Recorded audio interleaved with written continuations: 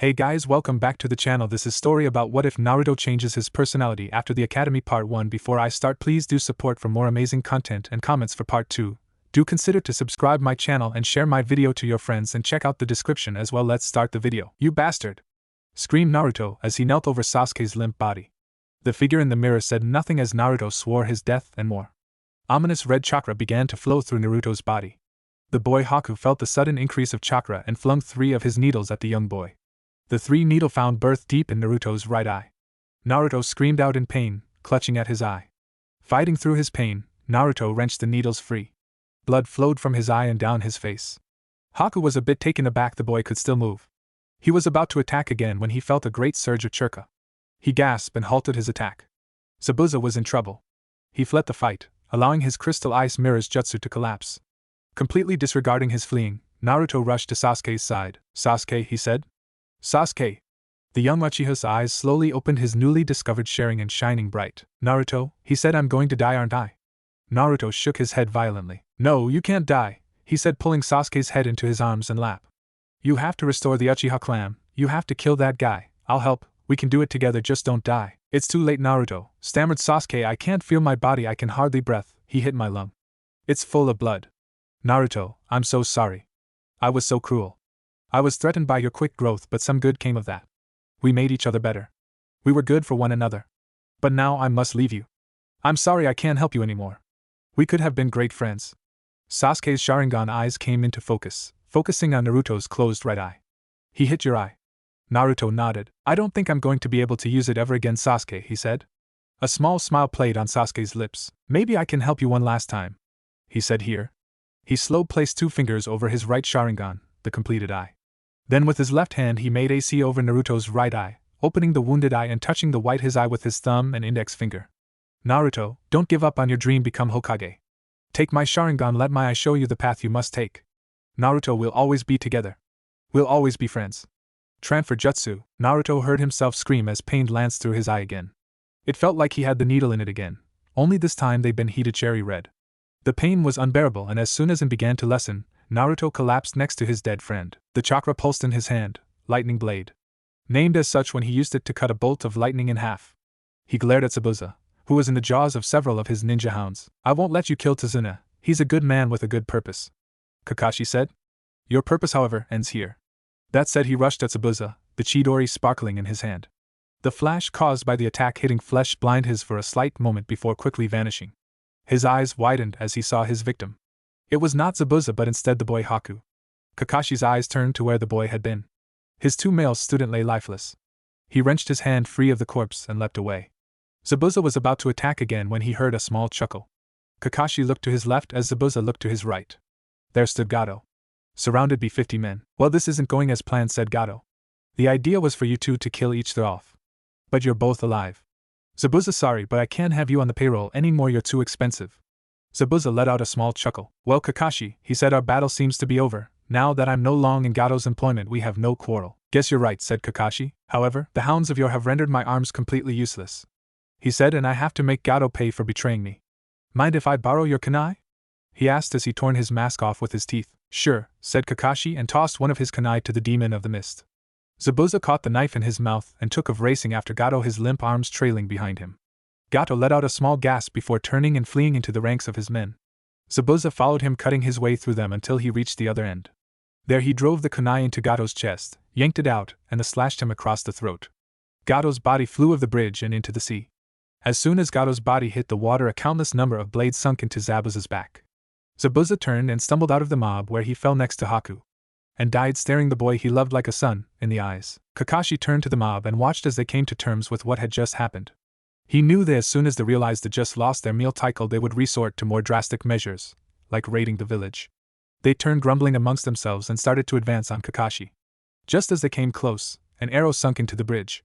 Kakashi turned and saw that the entire village had come to defend their home, and leading the pack was Irani. Kakashi smiled under his mask. "Naruto, you've done it."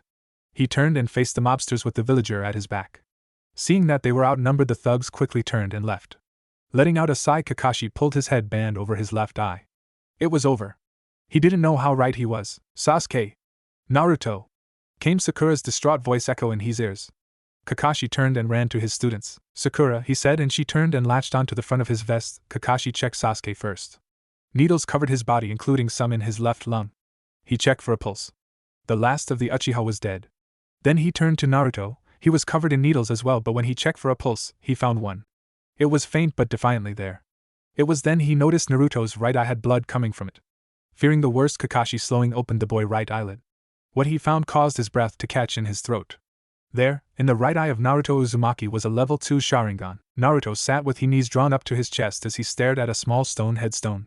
He'd been here every day since the day he got back from the Land of Waves a month and a half ago. It was Sasuke's headstone. Here lies Sasuke Uchiha, last of the Uchiha, a friend forever. He'd read the inscription thousands of times. With his left eye. His right had been wrapped in bandages since the moment he'd woke up. Sasuke had given him the Sharingan, but he had yet to see it. Kakashi insisted he kept it wrapped and a secret. As far as the village knew, Naruto had been severely wounded in the battle against the rogue ninja Zabuza while defending Sasuke after he went down. The only people who knew the real truth were Sakura and Kakashi. Not even the third knew. This of course brought more grief to Naruto, as many villagers saw the death of the last of the Uchiha his fault. He hadn't expected this. He had been getting treated better since making genin. But now he was back to square one. Of course Iruka-sensei and Kakashi-sensei supported him as much they could, and Im and the old man at Ichiraku's helped a bit. Even old man Hokage visited him from time to time and even came to the headstone once and hugged him as he cried over his inability to protect a comrade. However, his biggest supporter, surprisingly enough, was Sakura. Yes, she had been upset and cried for a couple days. But she was nothing compared to Naruto.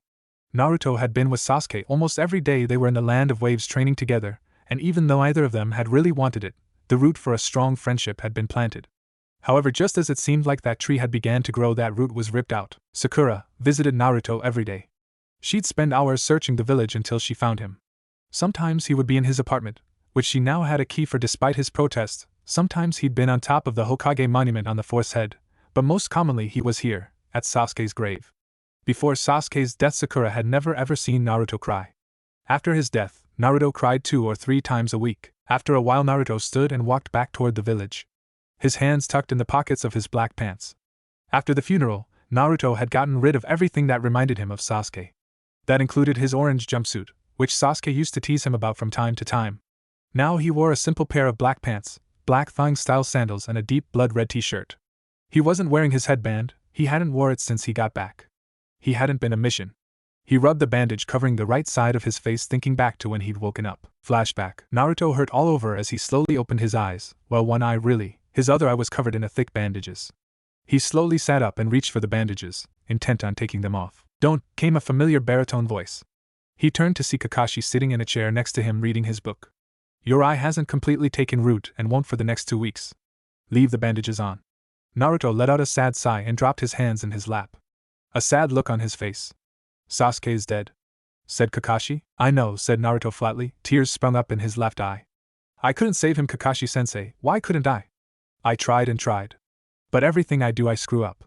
The graduation exam, your test that we only passed because of Sasuke, those stupid D-ranks where I kept letting my pride get in the way, and now, I've let Sasuke die."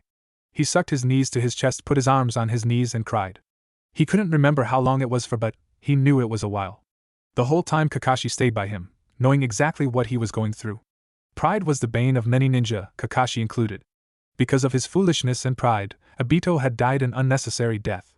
Now Naruto blamed himself for Sasuke's death. "Naruto," said Kakashi. Naruto looked up at him, his eye red and puffy. "Sasuke's death wasn't your fault. I know you. I've trained you for 6 months. I know you did anything and everything you could to save him. It hurts, believe me when I tell you I know what you're going through. But crying about it won't bring him back. It's okay to feel sad about losing him, but crying won't help." Kakashi said all this looking at the far wall. Finally he turned to Naruto. "However, on the reverse side of things, don't bear this burden alone either. Sakura and you are going through the same thing. Talk to her, talk to me, talk to all your friends back at the village. Don't just endure the weight of a lost comrade alone. It'll weigh you down, and you'll let it take over your entire life. Naruto, Sasuke has given a great gift. Don't let it go waste by blaming yourself. It'll tear you up. We'll help each other," Kakashi finished with a small one-eye smile. Naruto's face fell back to look at his hands in his lap. The door opened, causing Naruto to look up and see the last person in the world he'd wanted to face, Sakura Haruno. He'd expected her to start yelling and screaming and insulting him and making him feel terrible. However, as soon as she saw the broken and defeated look in his eyes, she crumbled. "Oh Naruto," she whispered as she came to his bedside and knelt down on the floor and wrapped her arms around his neck. "You did your best, I know you did." "I'm so sorry, Sakura," Naruto choked out. "I'm so sorry." He cried into her shoulder, as she gently stroked his back and whispered that it was going to be okay. Tears sprinkled at the edge of her eyes, but she forced them back. She'd cried over Sasuke's body for 3 hours, now she needed to be strong for Naruto. The 3 days Naruto had been out had given her a lot of time to think. She hadn't been in love with Sasuke, she'd been in love with the idea of loving Sasuke. But when you boiled it all down, it was just a childhood crush. Sasuke was her friend first, and now he was gone. But she'd watched at a distance as Sasuke and Naruto got closer and closer each day, despite how much they'd resisted. The teamwork they'd shown in their efforts to free Kakashi from Zabuza's water prison jutsu was a beacon of that friendship. And now, just as they both were finding their first true friend, Sasuke had been killed, and it broke Naruto. Sakura refused to be weak right now, there would be time for that later. Right now Naruto needed what little strength she had to offer. Naruto struggled to get his sobs under control with staggered, ragged gasps. Sure, Sakura soothed, trying to help him calm down. "It's alright Naruto," she rocked him side to side as if he were a 3-year-old. Naruto finally got himself under control and went slack in Sakura's arms. She pulled back a little to look straight into his eyes. There was pain there, but also gratitude. She had been there for him, not yelled at him, when he needed her most. "Thank you, Sakura," he rasped. She gave him a soft smile and hugged him one more time before standing up and leaving the room. Kakashi, who'd watched Sakura grieve over Sasuke's body for 3 days, let a small smile grace his features. They had come together when they needed each other most. "Naruto, stay in bed today, and if you're strong enough tomorrow, we'll send word for an escort back." Naruto nodded his head, Kakashi squeezed his shoulder, and left the room. Naruto laid back down and let sleep take him. End flashback. When Naruto came out of his thoughts, he found himself on top on the Hokage monument. He pondered to himself just how long he'd been up here. The sun was going down now, but there was no telling how long he'd wandered aimlessly through the village until coming here. Deciding he'd stay a while and try to settle down, Naruto sat on the fourth's head and drew his knees to his chest. Resting his chin on his knees, he gazed out across the village. It had changed since Sasuke's death. The villagers were downcast, disheartened. The greatest of their clan was now forever gone, and with them, the Sharingan. He and Kakashi were the only one who still had it. "I thought I might find you up here," came a familiar feminine voice. Naruto turned to see Sakura walking towards him. She wasn't dressed in her usual pink dress, instead she wore a white blouse with black pants and her sandals. Her long pink hair was drawn up in a high ponytail, and she wore a kind smile on her face, one Naruto had been seeing more and more of every day. "Hey Sakura," he said, turning back to face the village. Sakura's smile fell a bit. He'd been like this since they got back from the Land of Waves. She couldn't really blame him, but she kind of missed the old Naruto, the Naruto who yelled and made outrageous promises, the Naruto who wouldn't take being outdone by anyone, the Naruto whose face would light up when she walked into view. Now he just acknowledged her presence, and went back to brooding. She slowly walked to his side and sat on her heels, wrapping her arms around her knees. "How long you been up here?" she asked him. He shrugged. "I dunno," he mumbled, not looking away from village. Sakura's smile fell a bit more. It fell to a full-blown frown when his stomach growled, and he didn't do a thing about it. Anyone who knew him would have expected him to jump up and declare he was going to Ichiraku's for some ramen. Now he just stared out into space, his stomach rumbling. "Alright," said Sakura, standing back up, "let's get something to eat." "My treat." Naruto shrugged again and let Sakura drag him to his feet. He followed her down the mountain, his hand tucked in his pockets. They slowly made their way to the ramen stand ran by Old Man Ichiraku and Ayam. She sat him down at his favorite stool before sitting down next to him. "Well, if it isn't Naruto and Sakura," said the old man. "Hey guys," said Ayam. "Hey," said Sakura, "one plain ramen and one miso ramen with pork." She'd been here enough with Naruto to know what he would want. Naruto had his arms crossed on the counter, and his chin resting on his arms. Sakura frowned at him before turning to Ayam, who was leaning across the counter. "He's still down, huh?" she whispered, looking at Naruto's sulking form. "Yeah, he just can't forgive himself for Sasuke's death," Sakura whispered, "and to make things worse, 90% of the village blames him too."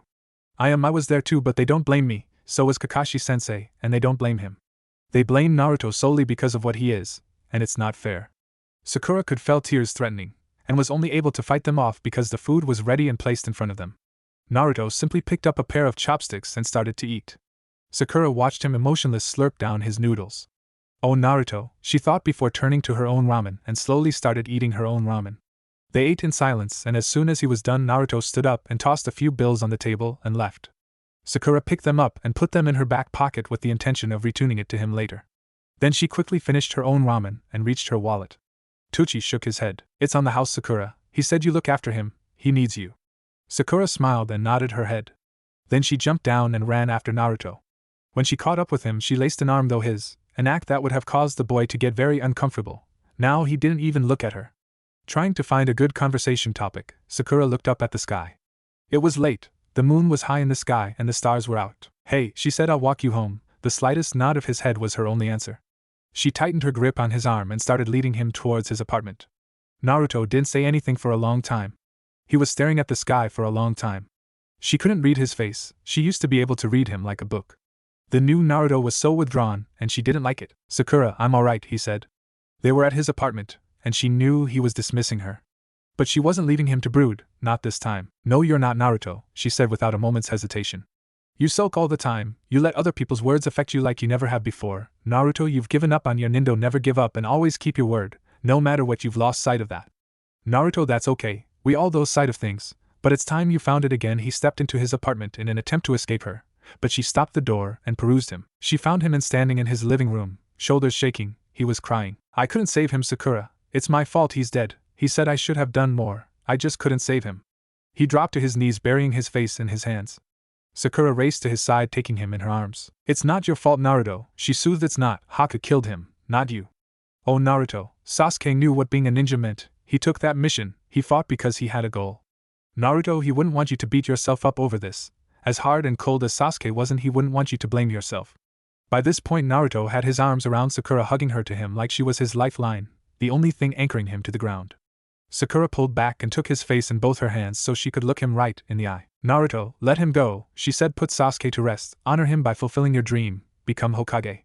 Naruto's crying slowly reduced to sniffles, then subsided altogether. "Here, let's get you to bed." She helped him up and led him to his bedroom. Once they got there, she sat him down on the bed and stood up. "You get changed, I'm going to get you something to drink." She turned and left, headed for his small kitchen, and went through his cupboards looking for a glass. Once she found one, she filled it with water from the tap and carefully carried it back to his room. She found Naruto laying on his bed in his boxers.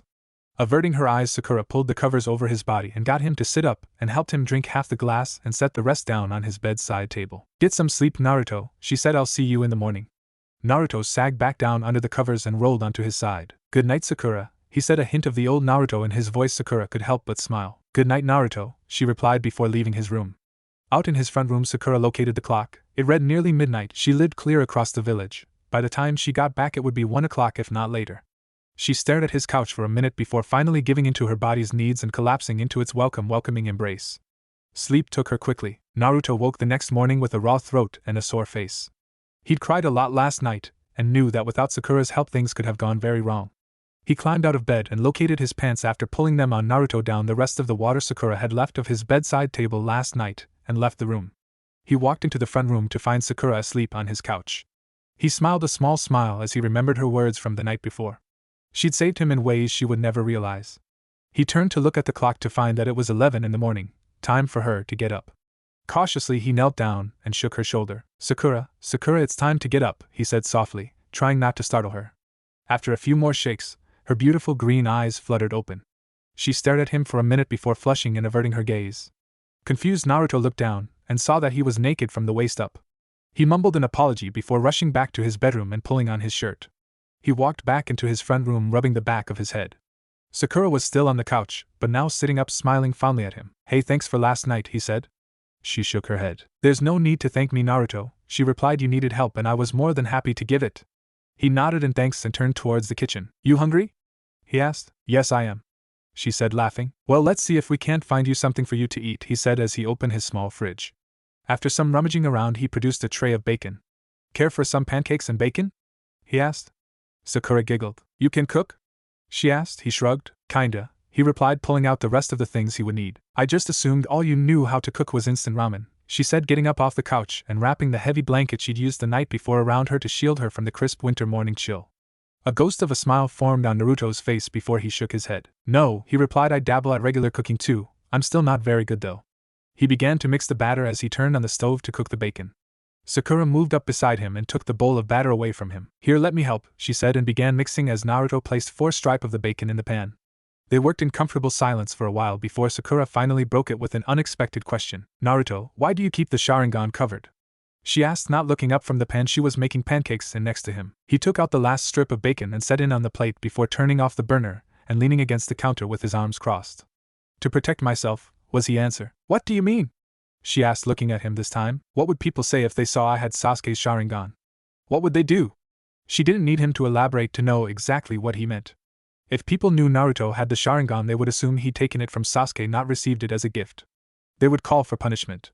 It was better this way. Leaving the topic alone for now, Sakura finished the pancakes and took the platter to the table. Naruto joined her with the bacon and they ate in companionable silence. After finishing their meal, Naruto cleared the table and set them in the sink. I should probably get you home, he said. Sakura stopped dead. Home? She hadn't even considered how her parents would be reacting to waking up and finding out she never came back. And even worse, she'd stayed with Naruto, whom her father was less than fond of. She paled. Yeah, good idea, she said quickly, going to put on her sandals. Naruto followed, stepping into his own sandals. They left his house and started navigate through the busy street of the Leaf Village. It was a busy time of year. The winter festival was coming. Street vendors were showing up more and more every day to get ready for the start that weekend. Without really thinking about it, Sakura wrapped her arms around Naruto's right arm to keep from getting separated. Naruto eyed her for a minute before let the ghost smile return to his face. Sakura gave him a small smile in return but couldn't find it in her heart to smile a full smile. It was disheartening to see that Naruto could no longer smile. He used to be so full of life, now he was broken, but Sakura could see that he was healing. The ways he'd acted this morning showed that. He was more his old self, and it pleased Sakura. She knew he'd never be the exact same ever again. That was asking too much, but maybe with help he could be more outgoing again. They got to Sakura's house after about an hour of dodging through traffic. Sakura braced herself as she opened the door. This was going to be bad. Her fears were instantly confirmed when she saw her father standing in the doorway, arms crossed over his chest, anger in his eyes. There you are, he seethed. Hi, Daddy, she squeaked. What in the world do you are doing staying out all night? He asked. It was then that he realized for the first time just who she was with. You! He yelled, advancing on Naruto. Acting instinctively, Naruto pulled Sakura behind him. In doing so, he lost his opportunity to defend himself. The blow caught him square on the jaw. He stumbled backwards down the steps of Sakura's house, nearly knocking Sakura over in the process. He regained his balance and stood in front of Sakura, looking at her father. Though their eyes met, there was no challenge in Naruto's eye. No defiance. Nothing, just an empty pool of cold ice. It was unsettling, really. He could have dealt with defiance, or rage, or sorrow, but this empty look that he was getting from the boy made his blood run cold. He'd seen it before, in men who had nothing left to live for. This boy had seen something that broke him. Sakura, get inside, said Mr. Hirono. Sakura's face light up with panic. She couldn't just abandon Naruto, but she could disobey her father either. So with a squeeze on his bicep, Sakura stepped around Naruto and up the stairs to her father. Goodbye, Sakura, came Naruto's even voice, void of all emotion. Sakura's face fell. She'd worked for almost 2 days to get Naruto to open up, only to have her father ruin that in less than a minute. Goodbye, Naruto, she replied and stepped in the house. Mr. Hirono glared at Naruto a bit longer before going inside the house. Naruto was left standing at the bottom of the stairs alone. After staring at the door for a minute, he turned, stuck his hands in his pockets, and left, headed for Sasuke's grave. Sakura rounded on her father the moment he closed the door. Why'd you do that? She demanded, furious with him. He had you out all night, Sakura. Yelled her father. You may be a ninja, but you are still my daughter, and I will not have you out all night with trash like him. He pointed towards the door. Trash? Trash? Screamed Sakura. Naruto is a lot of things, Daddy, but he is not trash. He is the most caring, self-sacrificing, dependable person I know. He needed me last night and I was more than happy to be there. I know you saw the look in his eyes. He's dead inside. He watched his best friend killed in cold blood right in front of him. I spent all night and this morning trying to get him to open up, and just when I started making a little bit of progress, you ruined it. Tears were now flowing freely down her face. Her father was rooted to the spot, completely speechless. Once he didn't respond, Sakura turned and fled up the stairs and into her room, where she collapsed on her bed and cried. Downstairs, Takashi Hirono stared after his daughter, feeling like the scum of the earth. Movement caught his attention, and he turned to see his wife Aki giving him a look of complete disappointment. How much did you hear? He asked. I heard the whole thing, Takashi. She said you've completely destroyed our daughter. That boy is all she has right now, and I could tell just from the small glimpse of him I caught out the window. He isn't doing well. The disappointment dripped off her words. He needs her. Takashi looked at the floor, hating himself. Hey Sasuke, Naruto said as he sat down. I can't stay long, I just wanted to say hey. Back again, Naruto? Came a male's voice. Naruto turned to see Kakashi standing behind him. Oh hey Kakashi-sensei, said Naruto, turning back to Sasuke. Naruto, stand up, Kakashi's voice told him he better do it. So Naruto dragged himself to his feet, ready to get yelled at again. His jaw still ached where Sakura's father had hit him. What is it, Kakashi-sensei? He asked, not really caring. Kahashi's answer caught him off guard. Naruto, It's time I taught you to use Sharingan. Damn it, he thought to himself as he raced through the trees. I am so late, they're gonna kill me. He sped up trying to reach his destination on time. That was until he missed a step and went crashing down to the forest floor. Nursing a sore shoulder, he dragged himself to his feet and started to dejectedly walk, no longer caring he was going to be late anyway. He finally reached where he was going, a small clearing with a black stone on the eastern edge. He took in his surroundings. There were 2 people in the clearing, a girl who looked close to his age, with a great figure and the most amazing pink hair he'd ever seen. She wore a hot pink t-shirt and a black silk pants. On her feet were shinobi sandals and her headband was tied onto the top of her head to hold her hair back. The second person was a boy, about his age, maybe a year older. He had long, shaggy and spiky blonde hair. He wore a blood-red t-shirt and black pant. Flat-thigh style sandals were on his feet. On his head was a blue headband and the right side of his face was covered in heavy bandages. The girl turned to him, her face angry. Late again, Kakashi cut herself off. Hey, you're not Kakashi-sensei. Who are you? Is this Team 7? He asked, a bit shy. Yes, the girl replied. Why do you ask? He hesitated. However, before he could give his reason, a voice behind him cut him off. So, you must be Haru. Haru turned to see a tall man with silver hair and his headband over one eye standing behind him with his hand tucked into his pockets. Haru? The girl asked. Yes, Sakura, Naruto, this is Haru Muri, said the silver-haired man. The blonde looked at him with suspicion. He's the newest member of Team 7. The blonde's face contorted, but he stayed silent.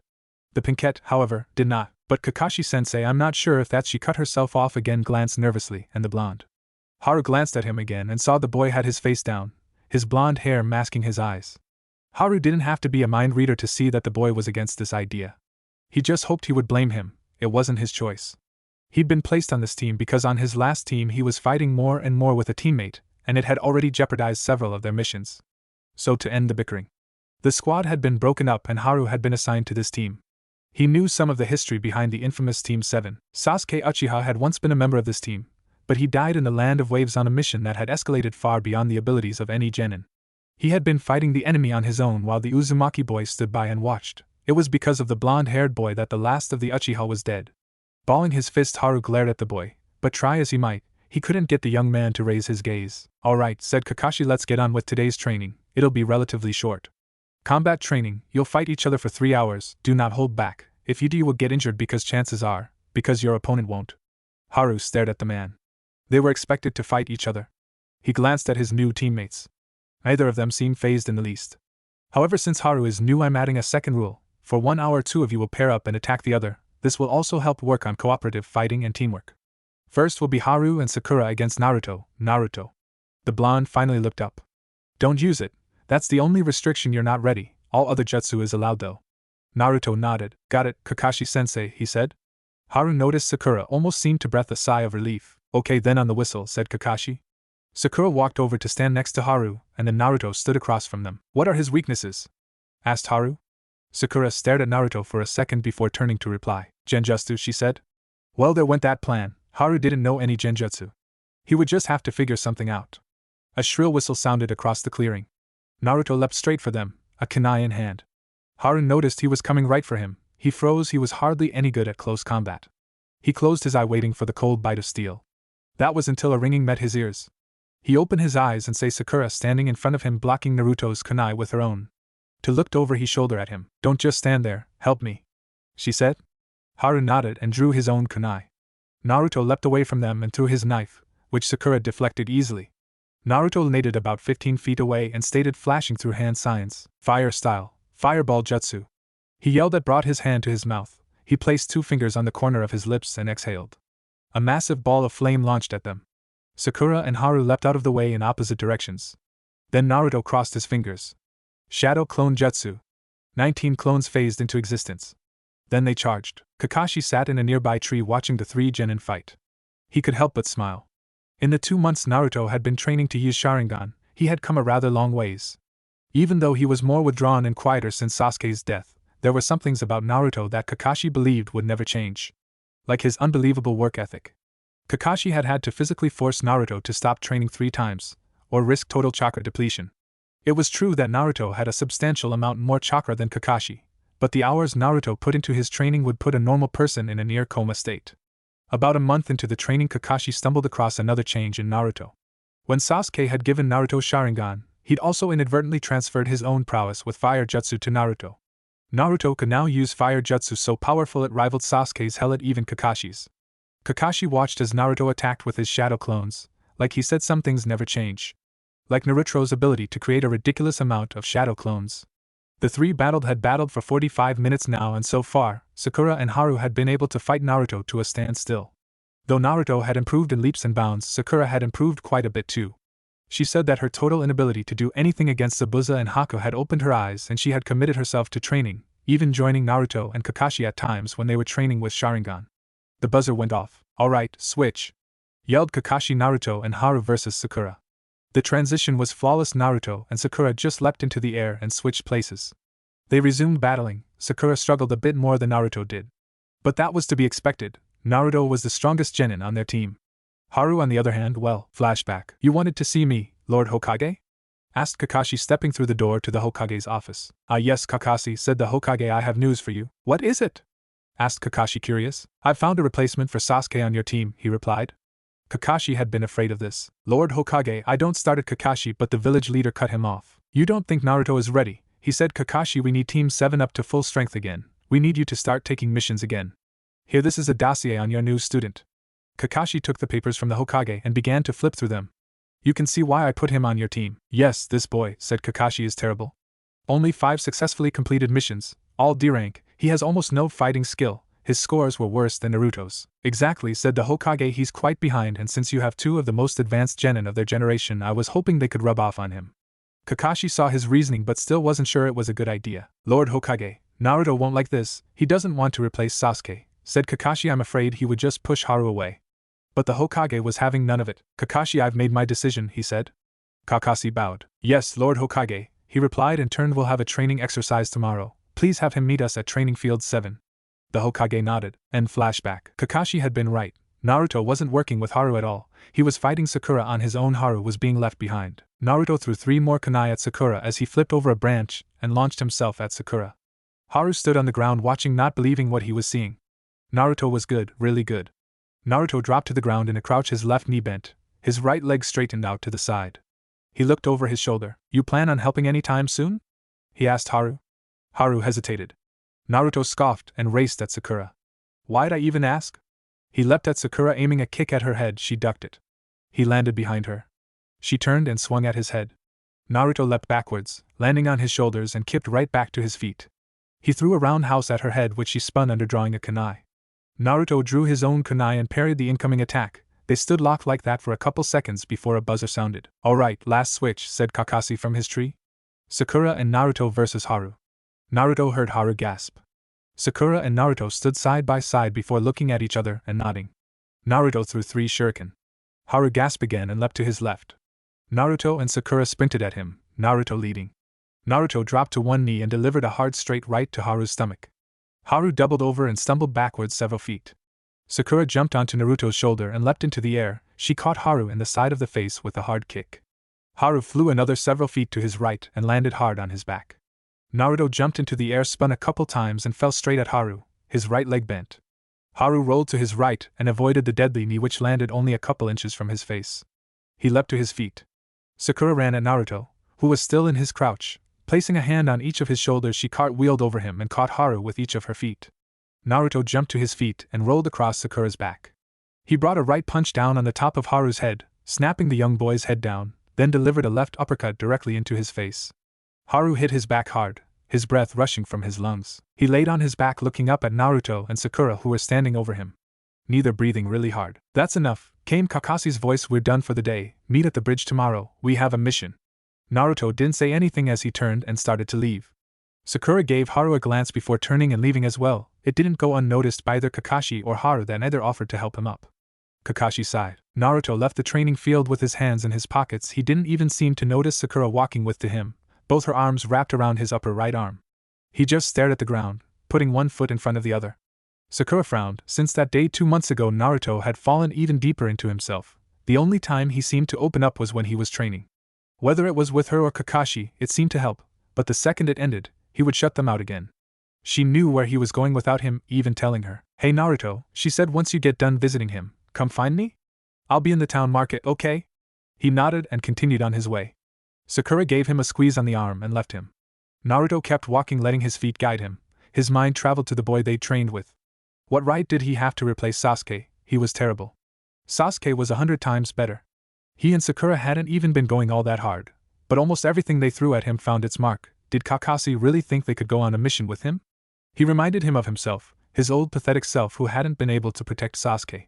It made him so angry. He looked around and realized he was standing at Sasuke's headstone. "Hey man," he said, squatting down and brushing off the few leaves that covered it.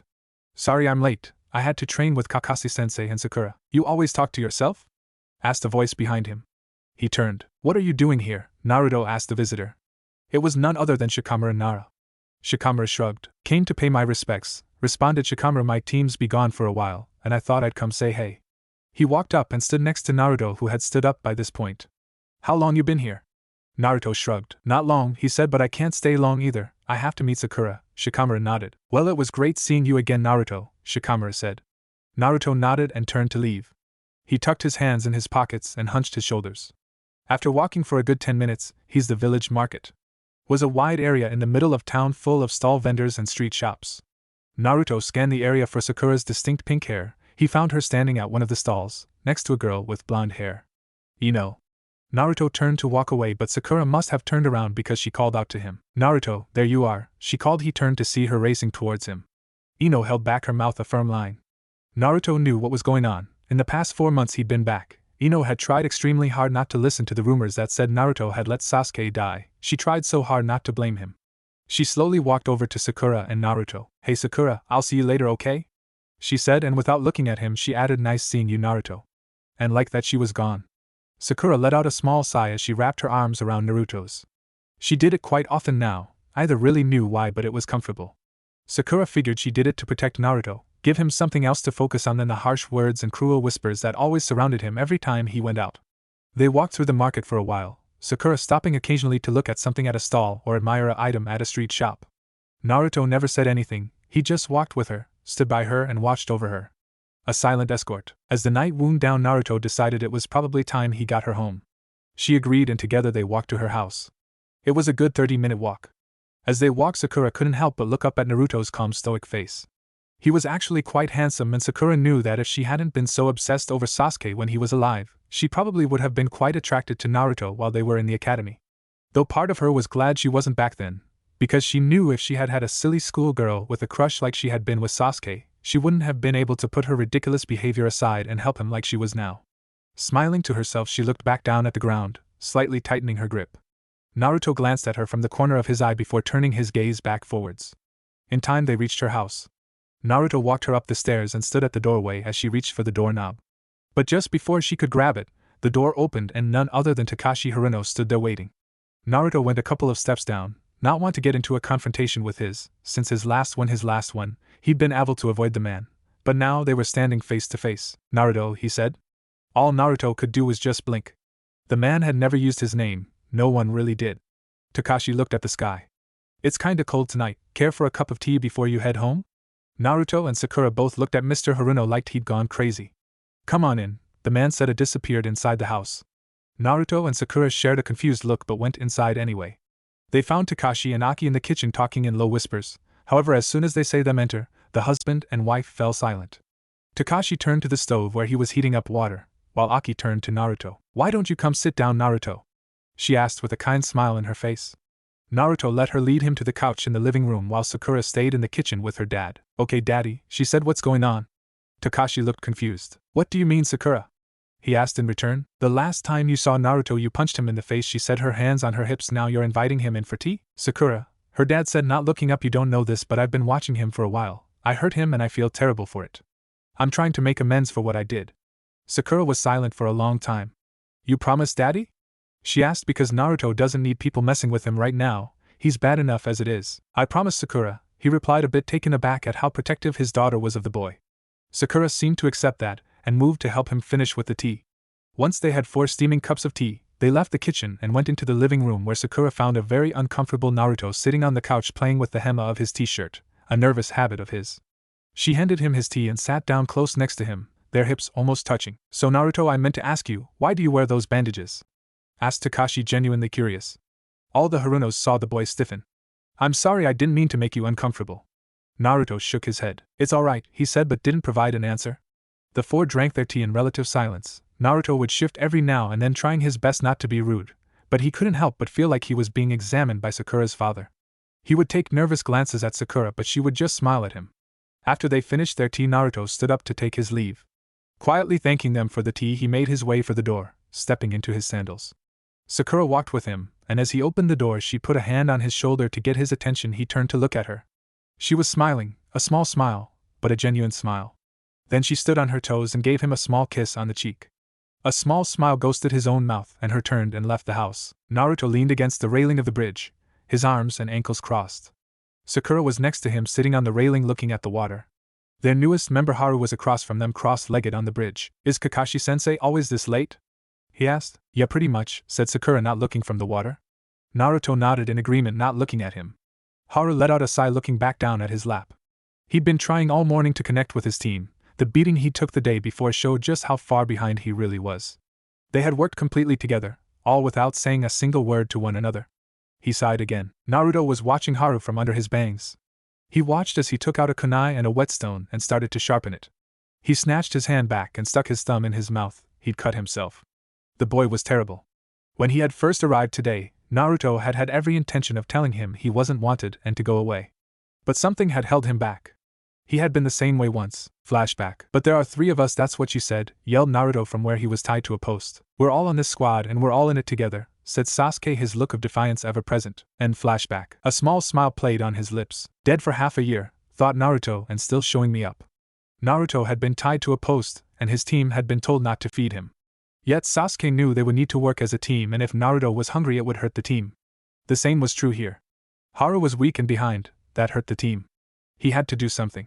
He straightened and walked over to the boy and knelt down in front of him. Haru looked at him curiously. Naruto picked up his abandoned kunai and whetstone. Here, he said, when you're sharpening a kunai, hold the whetstone like this. He showed him the proper grip, that way you don't have to worry about cutting yourself. Haru stared at him.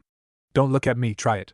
Haru took the kunai and whetstone from Naruto and gripped it that he had showed him and started to sharpen the blade. He smiled as he continued. Sakura couldn't help but smile as she watched over her shoulder. Naruto was opening up. It was so nice to see him open up to someone besides her. Last night she'd laid on her bed for hours thinking about the small kiss she had given him. It had taken a lot of courage on her part, but that small gesture of the caring she had for him had seemed to help him a little bit. This morning when they had met at the bridge, he had given her a small smile. She was brought out of her musing by Kakashi walking on the bridge. Hey, he said. Sakura let out a sigh. You're late again, Kakashi-sensei, she said. Sorry about a black cat crossed my path, so I had to take the long way, he said. Sakura shook her head. Did he even realize he used the same four excuses over and over? I'm sure you did, she said, not feeling like arguing and ruining her good mood. Well, let's get going, said Kakashi, turning towards the Hokage tower. Haru put his kunai and whetstone away and made to get up, yet he saw a hand palm up being held out to him. He followed the arm and saw Naruto looking down at him. With a small grin, Haru took his hand and let him pull him to his feet. Sakura had to smile again. Naruto was getting there, true wasn't there yet. But it's a long road to a healed heart, and Sakura would be there for him every step of the way. Naruto let out a long sigh as he sat on one of the 3 pillars in Training Field 7. They'd been here for 3 hours waiting for Kakashi. This was getting a little ridiculous. Naruto had even gone to Sasuke's grave early so he would be on time. It was supposed to be really important, and Kakashi was late again. Naruto put his elbows on his knees and his chin on top of his interlaced fingers. His gaze fell Haru where he laid on the ground a few paces away. He had his fingers interlaced behind his head and his legs crossed at the ankles. They'd come a long way in the month they'd been together. Naruto and Sakura had been trying to integrate Haru into the team. Flashback. Naruto and the rest of Team 7 walked next to the large caravan they had been charged to protect. Naruto and Haru on one side, Sakura and Kakashi on the other. They were in charge of escorting it to the capital from the land of tea. The caravans had been being attacked by bandits lately, and they were in need of escorts. Naruto walked with his hand in his pockets, staring at the ground. He'd come a long way since watching Sasuke die. He was able to interact with his team. He even smiled from time to time now.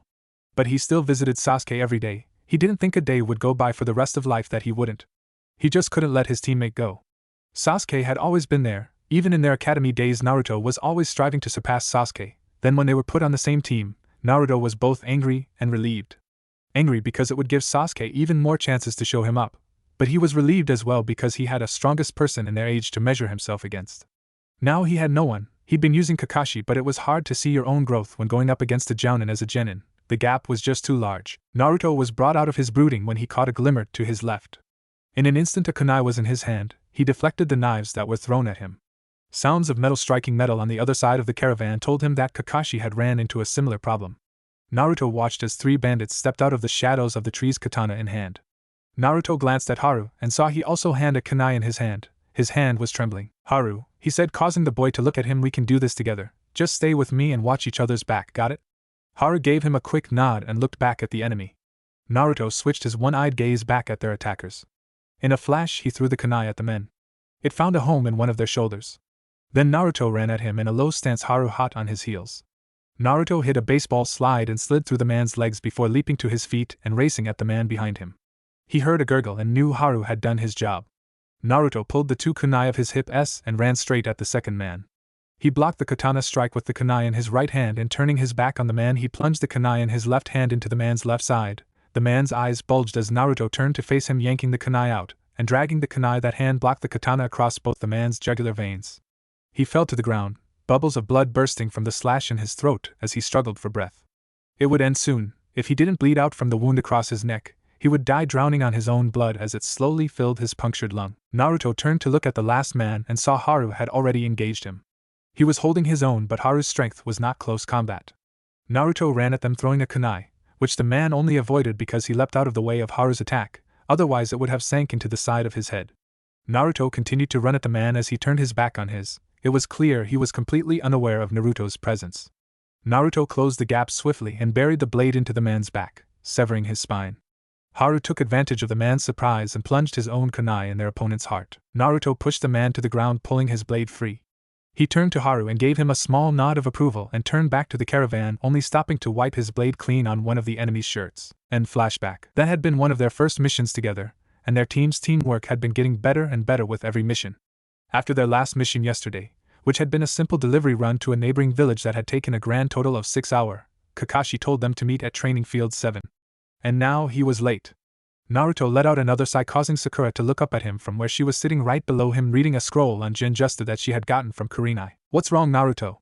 she asked, a curious look on her face. "You've been sighing an awful lot." "It's Kakashi-sensei," said Naruto. "I just wish he could be on time for once." Sakura nodded her head in agreement. "Why do you think he's late all the time anyway?" asked Haru from his spot in the middle of the field. "Who knows," said Naruto.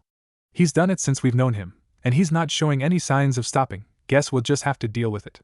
As if on cue, Kakashi casually walked into the field waving in greeting. "You're late," they all chorused, not loudly, Naruto merely mumbling. Kakashi let out a small laugh, nervously rubbing the back of his head. After regaining his composure, Kakashi addressed them as a team. "I've actually called you all to discuss an important matter. The Chunin exams are approaching and I've nominated the 3 of you." 3 genin stared at him for a minute. "Wait, what kind of exam?" asked Haru, knowing if he had to fight, he would be hard-pressed to win. "I'm not allowed to disclose the details," said Kakashi. Then he took out 3 sheets of paper and handed them to his students. "These are the applications, file them out and meet at the academy tomorrow if you wish to participate." With that he left the 3 young ninja. Naruto stared at the paper for a minute before jumping to the ground. He was entering. It would be a good opportunity for him to test his skills. He walked out of the clearing, heading for the main square of the village, his teammate flanking him. As they walked, they stumbled across a male/female pair of ninja they didn't recognize. The male was in a black jumpsuit wearing a ridiculous cat-eared hood, makeup, and had something wrapped in bandages on his back. The female wore a simple dress with a large battle fan strapped to her back.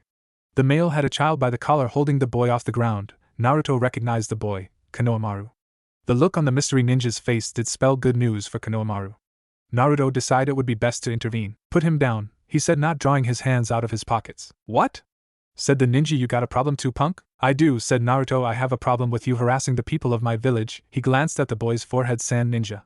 You are clearly here to take part in the up-and-coming Chunin exams. It would be a shame if I had to have to expelled from the village for disturbing the peace." "Kankuro," said dark voice from somewhere to Naruto's right. "Put him down. You're embarrassing yourself and our village."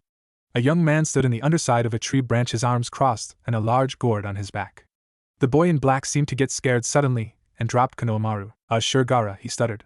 The boy Gaara turned to Naruto. "I apologize for his behavior," he said in a monotone voice. Naruto shook his head. "It's alright, no harm was done." Having said that, Naruto, Sakura, Haru, and Konohamaru all left the sand ninja to themselves. As they walked, Naruto thought about the boy named Gaara. There was something about him, something strangely familiar. Deciding that he was reading too much into it, Naruto decided to just banish the thought. He had an exam to focus on and he couldn't afford distractions right now. Naruto stood outside the academy, his hands in his pockets. He had arrived 30 minutes early to ensure he wouldn't miss his chance. After waiting about 10 minutes, the rest of his team showed up. They handed the applications to the two Chunin sitting at a booth outside. Head upstairs, 3rd floor, room 35, one of them said. Naruto nodded, and then with his team flanking him on either side, he entered the academy. He walked up the stairs and to the 3rd floor where he found and entered room 35. The room was packed, and in the front stood the rest of the rookie 9. Naruto walked over and stood next to them, his hands still deep in his pockets. "Hey Naruto," said Choji as he approached. Naruto inclined his head in greeting and stared out amongst the rest of the ninja. There were genin from all over the land, grass, sand, rain. There were even 3 ninja with music notes on their headbands. Naruto locked eyes with one of them, a man who had most of his face covered in bandages. They stared at each other for a minute. Sakura glanced nervously at Naruto and then looked at Haru, who was watching Naruto. Then surprisingly, the man with the music note on his forehead broke the eye contact. A ghost of a smile crossed Naruto's face as he glanced at the rest of the rookies. Some of them were looking at him with stunned looks. Naruto gave them questioning looks before turning to look at the examiner that just entered the room. "All right, you scum," said Ibiki. "Everyone take a number from the box the examiner is passing around, then take your assigned seating." Naruto drew number 19D. He walked up to row 19 and sat in the 4th seat. To his left was a grass ninja and to his right was Hinata. They passed out the tests. "You have 1 hour, said the examiner. "No cheating. If you are caught 3 times, your entire team will fail. Begin." Naruto flipped over his paper and saw a 9-question test. The 10th question will be given with 10 minutes left. Naruto stared at it for a minute. "Great, all the skills I've picked up and I still suck at taking tests," he thought. He sat in his chair trying to think of a way to figure this out. There was no way he could answer any of the questions, they were just way over his head. He was gonna have to cheat, but how? Flashback. Kakashi and Zabuza stood on the water, eyeing each other. Both men stared, flashing through hand signs, Kakashi copying Zabuza flawlessly. They both used the water-style jutsu, throwing Naruto around. Then Zabuza stared, making random movements. Kakashi moved flawlessly with him, mimicking every movement the demon of the mist made. And flashback. 10 months ago Naruto would have slapped himself in the forehead. Now he was more reserved. He started subtly scanning the room for potential candidates. Through a sheer stroke of luck, the man right in front of him was writing like a man possessed. Pretending to scratch the right side of his face, Naruto slightly pulled down the bandage over his right eye. He had been training for the last 6 months with Kakashi and using Sharingan. It was time to put that training to at least some use. For the first time since the death of Sasuke, the right eye of Naruto Uzumaki opened. Sakura scanned the test, and glanced at Naruto, who was staring blankly at his test. This was bad, though his battle prowess and jutsu skills had increased by leaps and bounds since Sasuke's death. But his intellectual and deductive reasoning skills hadn't improved at all. She wasn't going to have a problem and Haru should be okay. Though he wasn't a very good fighter, Haru was actually quite smart. Sakura watched Naruto be still for a long time before finally moving. He scratched the bandaged side of his face, then stared writing. Her fears laid to rest for the time being, Sakura turned to her own test. "I hit a gold mine with this guy," thought Naruto as he copied the answer for the 5th question. In a matter of 20 minutes Naruto had the entire test filled out and finished. They had 5 minutes until the 10th question was released. Naruto pulled the bandage back over the Sharingan to conserve his chakra and sat back in his seat with his arms crossed. People around him were starting to finish. As he glanced around, he realized that there was a significant fewer number of people. He'd been so focused on copying the man's movements he hadn't noticed people being removed. "All right, listen up," said the proctor. "It's time for the 10th question." Naruto looked up at the proctor, trying to read him. He hadn't been able to for the entire exam. It was starting to wear on his nerves. "But before we reveal the 10th question, there are a few rules. Rule number 1. Each of you will have the choice whether or not to take the final question." There was a collective gasp from the students. "However, should you choose not to take it, you will get a 0 on the test and automatically fail, and in extension, your entire team will. Rule 2. If you do decide to take the final question and do not answer correctly, you will be barred from taking the Chunin exams ever again." Gasp wasn't the correct word this time. It was more like a scream of terror. Naruto watched as student after student raised their hands, backing out. Naruto glanced at Haru, who was shaking, nervous as hell. Naruto closed his eye. "Go ahead, Haru," he thought. "Raise your hand." Haru's hand twitched, but he kept his arm down. "All right then, here we go." The proctor glanced over the class one more time. "All right then, if that's everyone, I only have one thing left to say." He paused as he glanced around. Naruto's right hand twitched, ready to pull the bandage from his eye. "Congratulations on passing the first exam." Naruto almost fell out of his chair. The guy next to him actually did. "Hold on," yelled Sakura, jumping to her feet. "What do you mean? Where's the 10th question?" "There is no 10th question, not a written one at least," he smiled. "In fact, your answer to stay was the correct answer." Naruto crossed his arms and slumped in his seat. Unbelievable, he said, smirking and shaking his head. Then what was the point of the other 9 questions? Demanded a blonde-haired girl wearing a sand headband around her neck. Were they completely pointless? Not all, said Ibiki. In truth, they served a very important task. They were to test your ability to gather intel under the most dire of circumstances. Naruto could only shake his head. As I'm sure you realize, the questions were far too advanced for any genin to answer. The test was designed to encourage cheating. In fact, it practically demanded it. However, you had to have someone to copy off of. So I had 2 chunin who already knew the answers sit in with you. Naruto watched as the boy he'd been copying raised his hand. Okay, but what was the point of the 10th question? Asked the blonde girl. The 10th question was the whole point of the exam. You had 2 choices, either one very pleasant. You could either choose not to take it, and whole team would fail, or you could take it or run the risk of losing your chance to ever be chunin. It was a no-win situation. But with your choices to take it, you have shown your ability to put the mission before yourself. The first exam is over. See through deception, said Naruto, shaking his head. Then the widow to his left shattered. A sort of ball flew in through the window. 2 kunai with ropes tied to them embedded themselves in the ceiling. A woman with purple hair and a tan coat stood in front of the newly erected curtain. All right, boys and girls, you ready for the second test? She yelled. Good. Then follow me. No one moved. Okay? Stuttered Naruto with a raised eyebrow. You're early, came Ibiki's voice from behind the curtain again. She faltered. Then Ibiki stepped around the curtain and the 2 shared word in whispers that Naruto didn't catch. All right, meet me tomorrow at the 44th Battle Training Zone at 8 o'clock tomorrow morning, the woman said, dismissed. Naruto stood up from his seat and exited the room, his hands tucked in his pockets. He walked down to the ground floor and exited the building, headed for home. His teammates soon joined him. Hey Naruto, said Haru walking up on his right, how many questions did you answer? I could only get 5. Naruto smiled. I got them all, said Naruto. Sakura gave him a weird look before a look of understanding crossed her face. Gave her a faint smile before looking forward again and continuing on his journey home. I'll see you guys tomorrow, said Haru and leapt off. Would you like me to walk you home? Asked Naruto, looking back at Sakura. Sakura shook her head. Actually, I'd visit with you for a while. She said my parents are out of the village on business and won't be returning for a week.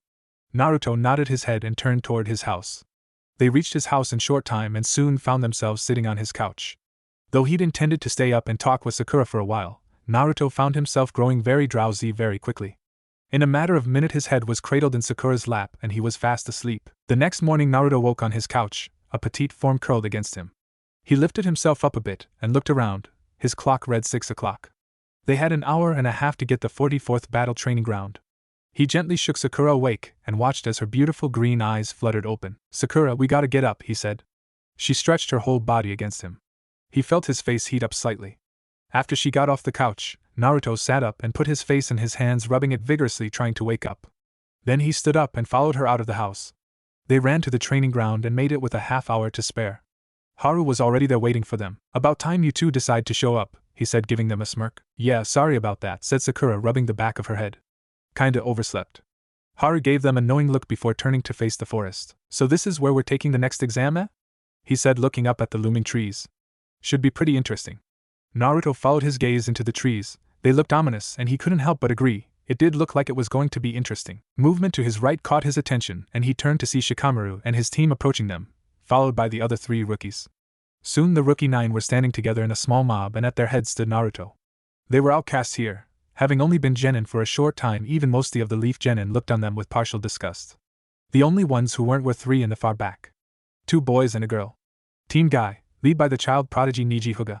Naruto turned to face his own team and the rest of the 9, forming a small circle. So looks like we're all still in it, said Kiba, glancing around. Yup, said Choji, smiling. What do you suppose the next task will be? Asked Hinata's shy voice. None of the others got a chance to answer because at that very moment the second exam proctor showed up. All right, you maggots. She yelled, it's time for the second exam to begin. Each team will receive either a heaven scroll or an earth scroll. The objective is to enter the training ground and make your way to the tower located in the middle. However, before you can enter the tower you must first obtain both scrolls. You have 5 days. Naruto's eyebrow raised a bit. Before we can proceed, each team must enter the both, confirm you are allowed to partake in the exam and receive your scroll. Naruto turned to his team and indicated for them to follow. Then as a team they walked into the both. Names, said the Chunin sitting behind the table. Sakura Haruno, said Sakura. The Chunin scanned the list and found her name. He checked her off. Harumuri, said Haru. The Chunin checked his name off. Naruto Uzumaki, said Naruto. The Chunin did a double take, eyeing Naruto up, then he checked his name off. Naruto picked up the heaven scroll that was set in front of him and drew his a number out of the box, they drew Gate 13. They exited the booth and walked away from the rest of the candidates. Once at their gate, the three started to discuss strategy. Naruto, said Sakura, who should lead the team? Naruto was quiet for a bit. You should, Sakura. You are the smartest one out of the group, said Naruto. Haru, no offense, but you've got a bit of a confidence problem, and me, well, I already let one teammate die. I won't let you die because of me. Sakura frowned. She and Haru both believed Naruto was the best for this, but it seemed that he didn't trust himself with the well-being of his teammates. Yes, she was smart, but she wasn't a leader. She didn't have the natural ability. It wasn't in her makeup. Naruto, however, was. He knew how to inspire people. It came as natural as breathing to him, but it seemed that he had yet to overcome his fear of being responsible for another teammate's death, so she reluctantly agreed to lead them. But she knew that if any fighting started, Naruto would take over. He wouldn't even realize it, but he would, and she'd follow his every order. Naruto nodded at her and turned around to face the gate. She stared at his back, his hand tucked in his pockets, but he still stood as straight up as ever. The pride he had in himself hadn't changed. For a second she remembered Sasuke and the way he carried himself. They had been more alike than they knew, but Sakura had always been looking at them from the outside, so it was easy for her to see. She was sure Kakashi saw it too. Alright, get ready, said the Chunin at the gate. Naruto stepped up to the gate. Sakura and Haru stepped up to flank him. 5, 4, 3, 2, 1, the Chunin counted down, go. The gate swung open and the three raced in. Naruto took the lead and leapt into the trees, the others hot on his heels. They raced through the trees for an hour before coming to a stop in a small clearing. Alright, how are we gonna go about finding a Earth Scroll? Asked Haru. We can't split up, but we'll lose time if we just wander around aimlessly, said Sakura, so for now we continue to head for the tower. Naruto and Haru nodded and leapt off to follow their leader. However, they hadn't gone 300 yards when Naruto put on a burst of speed and tackled Sakura out of the sky. A kunai flew overhead and Haru caught a branch and flipped up on top of it, drawing his own kunai. Naruto landed with Sakura in his arms, holding her bridal style. Thanks, Naruto, she said as he put her down. He nodded and looked into the direction the kunai had come from. 3 ninja from the grass village stood in a tree 60 feet away, squaring off against Haru. Haru leapt into the air and threw his blade. The 3 scattered. Naruto and Sakura used the distraction to leap back into the fight. Naruto slipped of his pack and flipped it open. He pulled out a crescent-bladed-like object and threw it to Haru, who caught it and landed on a nearby branch, blocking a shuriken with the blade. Then he spun the blade once. 3 identical blades sprang forth. Haru was holding the weapon of Sasuke Uchiha, the Demon Wind Shuriken. The attacking ninja all threw multiple shuriken and kunai at Haru, who started spinning the shuriken. The incoming blades were deflected. Then Haru threw the spin blade at the 3 ninja. They all leapt out the way. Haru leapt in pursuit of one. Sakura stopped the ninja pursuing Haru with a head kick to the head. Naruto jumped after the 3rd. Haru landed in front of the ninja. He pursued, another kunai in his hand. The grass ninja drew his sword and attacked Haru. Haru sidestepped the attack, plunged the kunai through his hand, pinning him to the tree. Then Haru stuck his hand out and caught the demon wind on its return path. Continuing its rotation, he passed the blades through his neck, severing his head from his shoulders. Sakura landed in a crouch and launched herself at the grass ninja. She punched him in the face and followed up with a knee to his stomach. Then she drew a kunai, and he drew his sword. She attacked him with a stab which he dodged and trapped her arm between his body and his arm. He tried to cut off her head, but she dropped down and grabbed his leg. She pulled it out from under him. He lost his balance and fell from the tree. Sakura dove after him, her blade held in a reverse grip. They both crashed to the ground. Her blade pierced his chest and heart. Naruto and his opponent faced each other, either moving, either breathing. The grass ninja twitched. Naruto started his hand signs. Fire style. Fireball jutsu. He breathed the huge flame at the grass ninja, who dropped of the tree branch and fell to the ground. Naruto dropped down after him, drawing his 2 kunai off his hips, holding them in reverse grips. They landed on the ground and the grass ninja ran at Naruto. He delivered an overhead slash intent on cleaving Naruto in 2. Naruto blocked the blade with his kunai. Then he shoved the ninja away and took up the ground. He delivered stabs through each of the man's biceps, then plunged the blades into his thighs. The man screamed in pain. Naruto ripped one blade out and drove for the man's chin. The enemy ninja caught Naruto's wrist and tried to hold off his attack. Naruto put the palm of his other hand on the end of the kunai and pushed up. The two struggled against one another, but the man's wounded arms quickly gave out. Naruto drove the kunai through the man's bottom jaw and into the roof of his mouth, and then the blade pierced his brain. The man suffered the most unbearable pain known to possible, then he died. Naruto wrenched the blade free and kicked the corpse over. He turned to look at his other teammates. They were both fine. Haru had the demon wind in his hand and was in the process of wiping it clean. The other 2 enemies were dead. Haru collapsed the demon wind and tried to hand it back to Naruto. Naruto shook his head. Keep it, he said, you seem to have a natural talent for it. I can't think of a better person to carry Sasuke's shuriken. Haru and Sakura shared a look of amazement. Naruto was parting with something of Sasuke's. Not many people knew it, But Naruto had the headband he'd gotten from Irika in a drawer at home. Since his death, Naruto had been wearing Sasuke's headband, as a tribute to his dead friend. Now he was giving Haru the demon wind, the weapon Sasuke had used to fight the rogue ninja, Zabuza. Come on, he said, let's search them for the scroll. They searched the bodies for a couple minutes before Haru found it on the man he'd killed. It's a heaven scroll, he said. He tossed it into the bushes. Naruto and Sakura converged on him. It's getting late, said Sakura, let's find somewhere to campo for the night. The other two nodded and they began to search. After looking for half an hour, they found a deep cave that had a natural bend in it, which meant they could make a fire. Heartened a bit, they head inside and started to erect a camp. Sakura set up the tent, while Haru and Naruto collected firewood. In no time at all they had a small fire going, and were eating some rations that Haru had had. Naruto volunteered for the first watch, and while the others slept he sat at the mouth of the cave. His thoughts, as they always did, drifted to the time he'd spent with Sasuke. The tree climbing, their fight with Zabuza, the demon brothers, everything. It had been annoying to see Sasuke outclass him at every turn, but at the same time it had inspired him to try even harder. The bond of friendship and brotherhood that had been forming between them was like something he'd never felt before. But then his thoughts drifted to Haru. They were growing closer. He'd meant what he'd said about the demon wind. He'd wanted Haru to keep it. Haru would never replace Sasuke. Haru knew this, Naruto knew it, Sakura knew it. But Haru had earned his own spot on Team 7, they were now a 4-man squad. The spirit of Sasuke as the guardian angel, always looking over them and guiding, showing Naruto the path to the title of Hokage, just like he'd said. It was that line of thinking that caused Naruto to remember his other startling discovery. Flashback. Come on, Naruto, said Kakashi, just relax and watch my hands. Naruto took in a deep breath and opened his right eye, watching Kakashi. Fire style. Fireball jutsu. Kakashi let the huge ball of fire fly into the air. Now follow me this time, he said. Naruto cleared his mind and let his instincts take over, just like Kakashi had instructed. Fire style. Fireball jutsu. They said as one. Naruto's was as big as Kakashi's, causing the Jounin to gasp. Amazing, he said. What? Asked Naruto. It would seem that not only did Sasuke give you Sharingan, but the Uchiha's unparalleled control of fire jutsu as well. The Nine Tails seems to have adapted your body to use Sasuke's DNA. Naruto let out a gasp. What does that mean? He asked, suddenly slightly afraid. Don't worry, you're still you, said Kakashi, you just have a little bit of Uchiha blood in you, know. End flashback. Since then Naruto had been improving on his fire jutsu, and he was getting quite good at it. He was working on a few others that he had yet to perfect. All in all, his skill in ninjutsu was improving, and that to very good taijutsu, and you had yourself a pretty good ninja. He wanted to learn genjutsu, and Kakashi said he would be able to learn a little as he got better with Sharingan, but he wasn't a genjutsu type, so the genjutsu he could learn would be very limited. A few hours later Haru relieved Naruto so he could get some sleep as well. Naruto walked deeper into the cave and entered the tent to find Sakura sleeping comfortably in her bedroll. Naruto slipped into his, which was to her right, and laid on his back with his hands crossed under his head. Sakura rolled over and curled up against him, resting her head on his chest. Naruto, focusing on her presence, slowly drifted off. When he awoke again, Sakura's warm body was gone.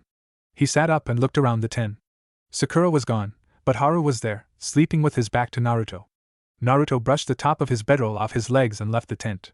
Once outside he stretched and made his way to the tent entrance. Sakura was sitting there on watch. She turned to look at him as he approached. What time is it? He asked her. Almost dawn, she replied. We should probably get moving. Naruto nodded and went back into the tent, where he woke up Haru, and together they collapsed the tent and put it back in Sakura's pack. Naruto carried her pack out to her as he threw his own across his back. Haru's pack seemed to have vanished. Haru, where's your pack? Asked Naruto. Don't have it anymore, answered Haru. I didn't have anything else in it, so I made it into this.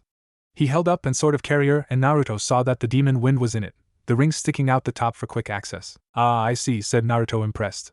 Well, we better get moving. They leapt into the trees. Little did they know that they were being followed. Dosu, Kin, and Zaku watched their targets leap into the air and off into the trees. Lord Orochimaru had said to target them, to test their might. He had something planned for the village, and waited to see how well the genin in the village were being trained. Kakashi's Team 7 had the most promising candidates in the year batch of rookies, so they were the targets.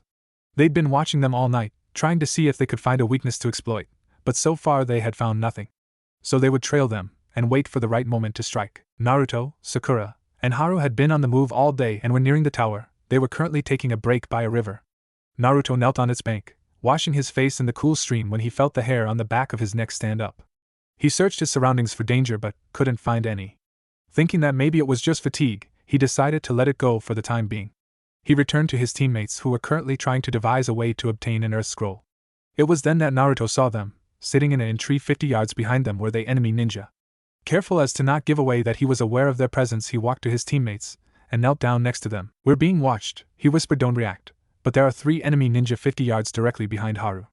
The other continued to act as if he had said nothing, but where they were drawing a map of the surrounding area, they both drew check marks, indicating that they understood. The attack would have been fatal had the 3 not already been aware it was coming. The lead man, a man wrapped almost completely in bandages, landed where they were drawing their map. The 3-leaf ninja dove towards the river and rolled to their feet, weapons in hand. Naruto had his 2 kunai, Haru wielded the demon wind, and Sakura had a kunai in her hand. So, said the mummy man, you were aware of our presence all this time? What if we were? Countered Haru. The mummy man was joined by 2 others, a man with spiky hair and a lean woman. All 3 wore headbands with musical notes on them. I'm curious, said the mummy, what kind of scroll do you carry? You see, we carry this earth scroll. He held up the earth scroll. Their reactions gave them away. So you need this earth scroll to go with the heaven scroll you carry. How about a deal? We both lay our scrolls on the ground, and then we fight. Whoever wins, get to take both scrolls with them. Naruto wanted to accept. An earth scroll had fell right into their laps. But if the man was revealing what kind of scroll he had, it could only mean that he was confident in his and his teammates' chances of winning. But they really didn't have any choice. I'll take your deal, said Naruto, and pulled the heaven scroll out of his pack. He set it on the ground next to the mummy man's scroll and leapt back to his team. Okay, guys, he said, any ideas? Yeah, I've got one, said Sakura, but I'm going to need time, 2 or 3 minutes at least. In the world of a ninja, 2 minutes was a lifetime, 3, an eternity. Naruto nodded. Alright, Haru, and I will keep them busy, said Naruto. Haru nodded in agreement, and started to spin the demon wind. Sakura leapt back a ways and started making hand signs. Naruto sheathed his 2 knives and started his hand signs. Too late! Yelled the spiky-haired man. He held up his hands and a wall of air rushed at Naruto. Naruto finished just in time. Fire style, great fireball jutsu. He launched a mass of flames at the wall of air. They clashed and the shock wave caused everyone to shield their face, all but Sakura, who was too far back. When Naruto and his opponents recovered, they all noticed Haru was gone. Naruto feared the worst, however his fears were quickly put to rest when he saw a loud yell. He looked up and saw Haru spin his body over, using his own momentum to put even more force into the throw, just as Sasuke had while fighting Zabuza. The demon wind flew at the ninja with blinding speed, but the mummy man pulled up his sleeve and revealed a strange look gauntlet with holes in it. He blocked the large shuriken with it. Haru caught it as it flew back at him. He hit the ground and collapsed it, blocking the strike the mummy had aimed at him. They stood still, eyed each other down, when Haru gasped and fell to one knee, blood running out of his left ear. Naruto was on the moving, drawing his 2 kunai. He kicked the mummy man in the face, sending him flying backward, and then deflected 2 throwing needles that the girl had thrown. Haru was on his feet and running the spiky-haired guy, only to have a wall of air hit him in the face. Naruto turned to help him, but was cut off by the girl. The mummy soon got to his feet and was running towards him. Come on, Sakura, he thought. It was in that moment that the 2 attacking Naruto stopped altogether. The spiky-haired guy was still blasting Haru with a massive wall of air, pinning him to the ground. Naruto dodged around the girl, who now had her hands around her own throat, and ran up behind the guy. He slid under his arms and drove both kunai into his arms, at the elbows. He screamed in pain. Haru kicked him in the face. He crashed to the ground, unconscious. Naruto turned to look at Sakura, who was on her hands and knees, breathing very hard. So, that's what she was doing, he thought, genjutsu. He looked back at the mummy man and the girl. The girl was on the ground. She'd strangled herself to unconsciousness. The mummy man was on his knees, gasping for air. He must have been able to hold out long enough for Sakura's jutsu to wear off. You are indeed powerful, and we underestimated you, said the mummy man. The earth scroll is yours, please let us go. Naruto picked up the 2 scrolls and turned towards his fallen foes. Begone, he said. Thank you, until we meet again. He stood up and carried of both off his teammates. Naruto quickly joined Haru at Sakura's side. Sakura, that was amazing, he said. I'm still trying to get the hang of it. She said it'd take a lot of my chakra and I can't hold it for long. It's okay, said Naruto, you held it long enough for what we needed. Look. He held out the 2 scrolls. We've got both scrolls. Let's rest here tonight and head for the tower in the morning. No one disagreed. Naruto, Sakura, and Haru gazed up at the tower as they walked inside. It wasn't as large as Naruto had expected up, it was a decent size. They stepped into the room labeled 13 and closed the door behind them. It had taken most of the day to reach the tower, so there were still 3 nights and 2 days until the test ended. They would be here for a while. They started searching the room, when Sakura found a large poster on the wall. After reading it, she turned to her 2 teammates. I think we have to open the scrolls now, she said. The other 2 looked at her curiously for a second before following her orders. Haru and Naruto each took a scroll and opened it. They started to smoke, so the 2 threw them away, drawing their weapons. When the smoke cleared, Iruka-sensei stood in front of them. Congratulations on passing the 2nd exam, he said. Iruka-sensei? Asked Naruto. That's right, said his old sensei. Why are you here? asked Sakura. Well, I'm here to explain the exam, he said. And what it means to be Chunin. You see, a Chunin is a leader. The exam demanded teamwork, and it was up to the leader to get their team to work together as a cohesive unit. Secondly, it pitted you against the other. The team had to decide who to approach each obstacle. One through teamwork could this exam be completed. After his explanation of the exam, Iruka asked them about the challenges they had faced in the forest before finally wishing them good luck on the next exam. The next 2 days passed slowly, but it gave them time to replenish what chakra they had used in the forest. After the time limit was up, the door in the back of the room opened. This led into a hallway where the rest of the qualifying team were. They all followed the hall into a huge room. On an elevated platform stood each sensei of the remaining teams, the second exam proctor, and the third Hokage. All right, each team line up in single file, said the exam proctor. After lining up, the Hokage spoke. First off, I'd like to congratulate each and every one of you on reaching the third exam, he said. As he spoke, Naruto glanced around. Shikamaru and his team made it, Kiba and the others too. The team from the Sand Village, and the Sound team that had fought Naruto and his team. And 2 other Leaf teams. One was Team Guy and the other had no one that Naruto recognized. Each person looked rather strange, and silver-haired man with glasses was in the front. Now, the Hokage, it's time to. He was interrupted by another Leaf ninja dropping from the roof. Lord Hokage, he said as proctor for the third exam. I, Hate Gecko, wished to address them. Very well, said the Hokage. Hate turned to them. Hello everyone, he said. Before we can begin the third exam we have to have a set of preliminary bouts. What the hell for? Demanded Kiba. Frankly speaking, said the proctor, we didn't expect this many of you to make it. We must thin down your numbers. Before we do, however, is there any among you who wish to end it here? The man in glasses raised his hand. All right, you got me, I'm out, he said. Kabuto Yaksure, said the second exam proctor. Very well, said Hate, if that is it, then the prelims begin right now. A screen high in the wall began to randomly go through names. It ended on Haru and one of the Leaf ninja dressed in purple. The other went up to the catwalks on either end of the room. Only Haru and his opponent remained. It was time for the third exams to begin. To say Haru was nervous would have been a gross understatement. He wanted to run. Run and keep running. The only thing that kept him there was the feeling of his 2 teammates, and Captain's eyes on him. He wanted to be strong, make them proud, but this guy looked unlike anything he'd ever fought. It was intimidating, and a little scary. Haru's legs were shaking, his palms were sweating, and he was getting hotter and hotter as he got more and more nervous. He glanced up at Naruto, whose face was blank and unreadable. Secret envy welled up inside him. He wished he could be cool and collected all the time. He shifted his gaze to Sakura, who looked a bit worried. Oddly enough, this caused Haru's envy of Naruto to grow. Sakura looked worried. Why couldn't Naruto worry about him? He turned back to look at his enemy. The black holes where he should have had eyes made him extremely uneasy. So he resorted to the only thing he knew. He dropped his gaze to the man's waist. Worry gripped at Naruto's heart as he watched Haru. He wasn't ready for this. Naruto knew that. Haru's close combat skills had improved during the 2 months he'd been with Sakura and Naruto, but not by much. He had the demon wind, so that would help a bit, but he still wasn't a very good fighter. This was going to be interesting. He watched as the 2 squared off, eyeing each other, waiting for the other to make a move. The black-eyed man's fingers twitched. Haru whipped the demon wind off his back, drawing and opening it up in a single move. He threw the large weapon at his opponent, and raced at him, drawing a kunai. Black Eyes ducked the spinning weapon and came up running. Haru snatched the blade out of the air as it arced and came back to him, wielding the demon wind in his right hand and the kunai in his left. He clashed with his enemy. The man caught both of his wrists to stop his attack. Almost instantly Haru felt his energy levels drop. He jumped off his feet and planted them on the man's chest, pushing off. The man's grip on his wrist broke and he sailed 15 feet before landing on his back. Nice move, praised Naruto as Haru dragged himself back to his feet as Black Eyes charged him. Haru desperately threw the shuriken at the man, trying to keep him at bay. The man simply dodged around it and continued his advance. Haru leapt away, trying to put distance between them. He couldn't afford to have the man make contact with him. His touch seemed to drain his energy. The man followed him. Haru caught the shuriken and snapped it closed just in time to block an attack. Haru looked back in his eyes and instantly regretted it. They made him so nervous. He pushed away, backing up even more. The man didn't follow this time. Haru sagged a bit. The chakra the man had drained had taken a toll on him. He needed to end this quickly. Haru is on the retreat, said Kakashi. He need to go on the offensive. Naruto glanced up at his sensei before returning his gaze back to the fight. But we know that Haru's combat skills aren't that great. He said he's going to need to do something drastic. Naruto leaned against the railing, absent-mindedly scratching the bandaged side of his face. He hadn't had the chance to change them during the second test, and they were really dirty. But he couldn't do anything about it now. Haru was fighting and wasn't doing well at all. Haru threw the shuriken at the man again, trying to see if he could throw him off balance. Don't you have any other tricks? Asked the man as he leapt over it.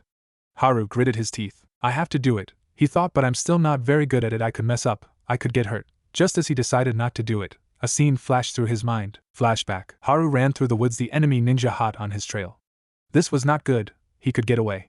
His toe caught a rock and with a cry of pain he fell to the ground. He turned over and gazed at the ninja in fear as they stood over him, weapons gleaming in the subtle sunlight that crept through the trees. One of them carried a long polearm with a crescent blade draped over his shoulder. Haru watched him raise it over his head and closed his eyes, waiting for the end. He was met with a grunt of pain. Snapping his eyes back open, he saw a person standing in front of him in a blood-red shirt and shaggy blonde hair. "Naruto?"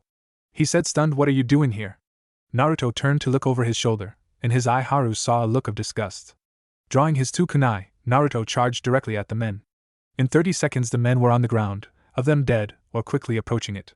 Naruto cleaned his blades on the clothing and sheathed them before turned to Haru and helping him up. "Why are you here?" asked Haru. Naruto said nothing, he was just staring into the sky. "What if you got hurt? What if they had taken you prisoner? What if, as ninja, we are not allowed the luxury of what if?" Naruto cut across him. Haru fell silent. "Do not say that phrase again, all it will do is cause you to hesitate. If you hesitate on a mission, someone's going to end up dead." Haru looked at the ground, ashamed in himself.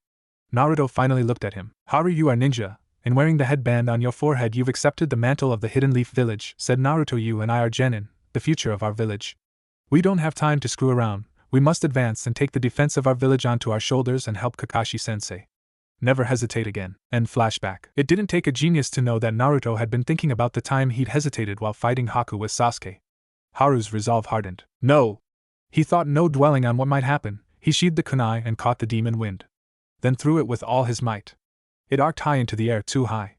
While everyone, including his opponent, watched the shuriken, Naruto and Kakashi watched Haru flash through hand signs. Then he sank into the ground. "Earth type, huh?" said Kakashi. The black-eyed man watched the demon wind fly high over his head before turning back to Haru, a jeer on his lips. It died on his tongue, however, when he saw the young man was gone. Then, to everyone's disbelief, 10 Harus raised out the ground. "Earth clones," said Naruto to Sakura when she gave him a look of confusion. Realization dawned on her, and she looked back down at the match. The black-eyed man didn't seem to know what to do. He gazed around trying to find the really one. Having said one, some said another one. "Trouble?" said a third, but they said it in such quick succession it came out having some trouble. Naruto watched as the clones converged on the man, all wielding kunai.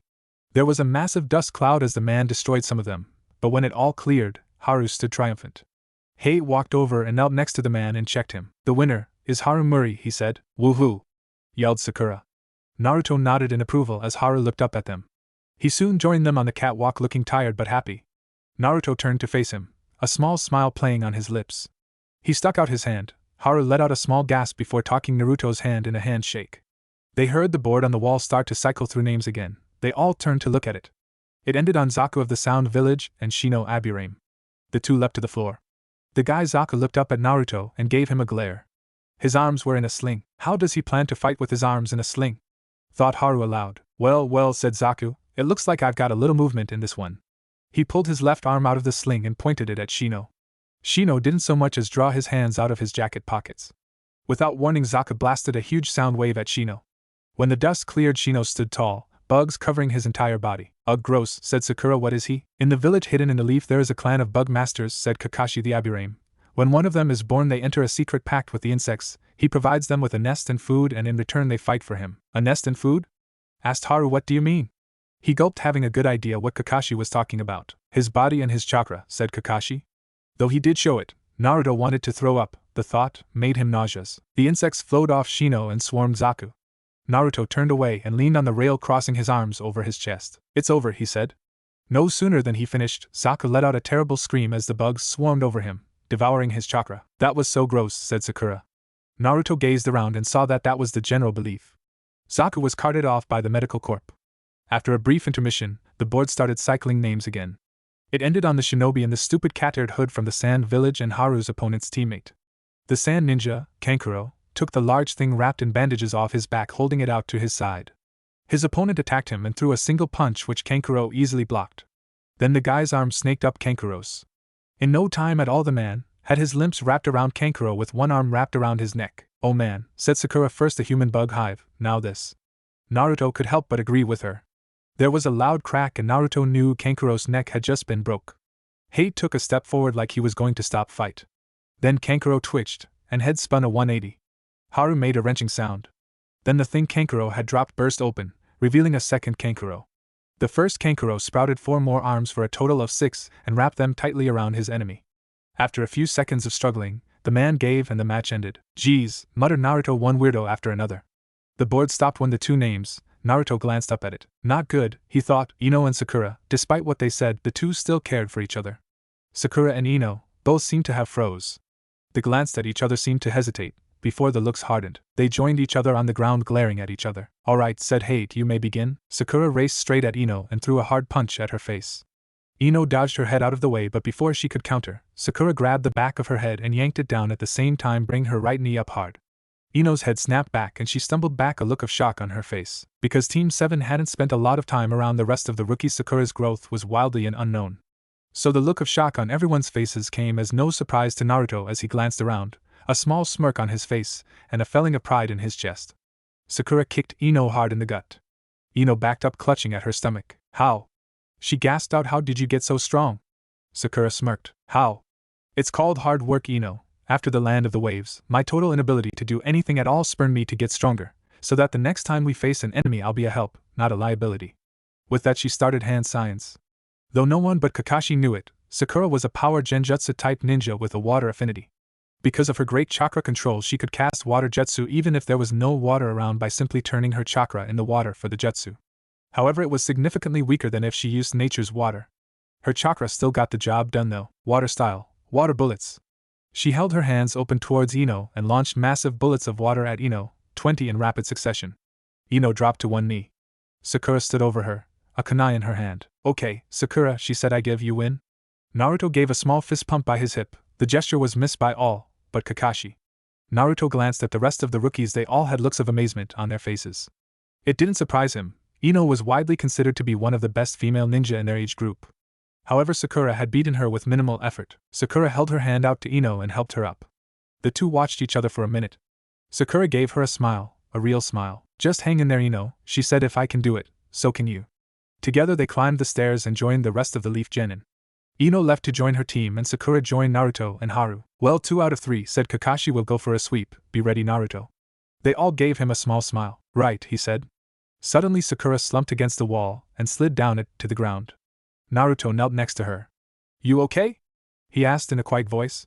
Sakura gave him a reassuring smile. I'm okay, she said. The chakra I used for the genjutsu in the forest hadn't fully replenished when I used the water jutsu. I'm just tired. She gave him another tired smile, touched by his concern. Naruto nodded, returning her smile with a small one of his own. Before he stood up, he pulled her into a hug and quietly, so only she could hear, said, I had faith in you. I knew you would win.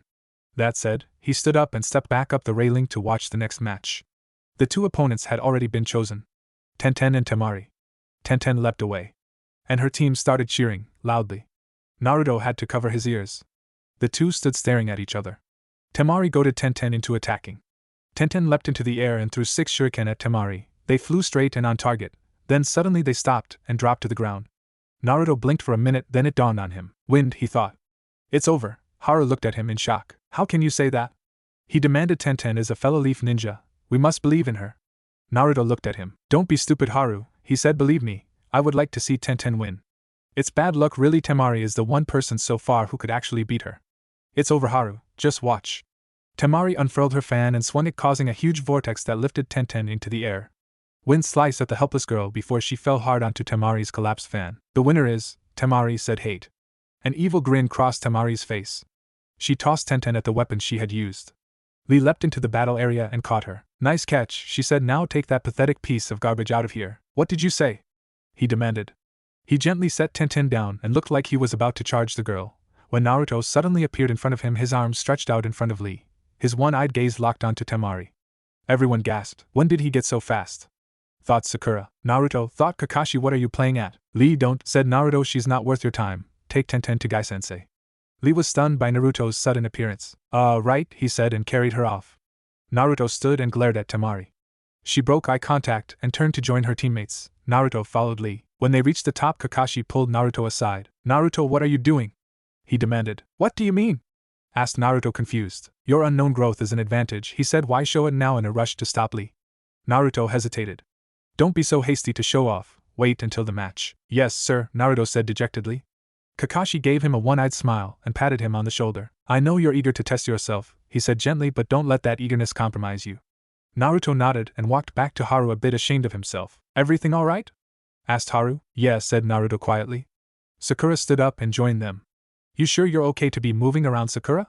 She gave him a smile. I'm fine, she said. Besides, they're getting towards the end. I don't want to miss your match. She gave him a small smile and slipped her hand into his, and gave it a small squeeze. Sakura knew it was the only show of affection Naruto would allow right now. Shikamaru and Kin were the next two to fight. Their fight started off slow, but that was to be expected with anything involving Shikamaru. Kin threw two Senbon at Shikamaru, who quickly dodged them.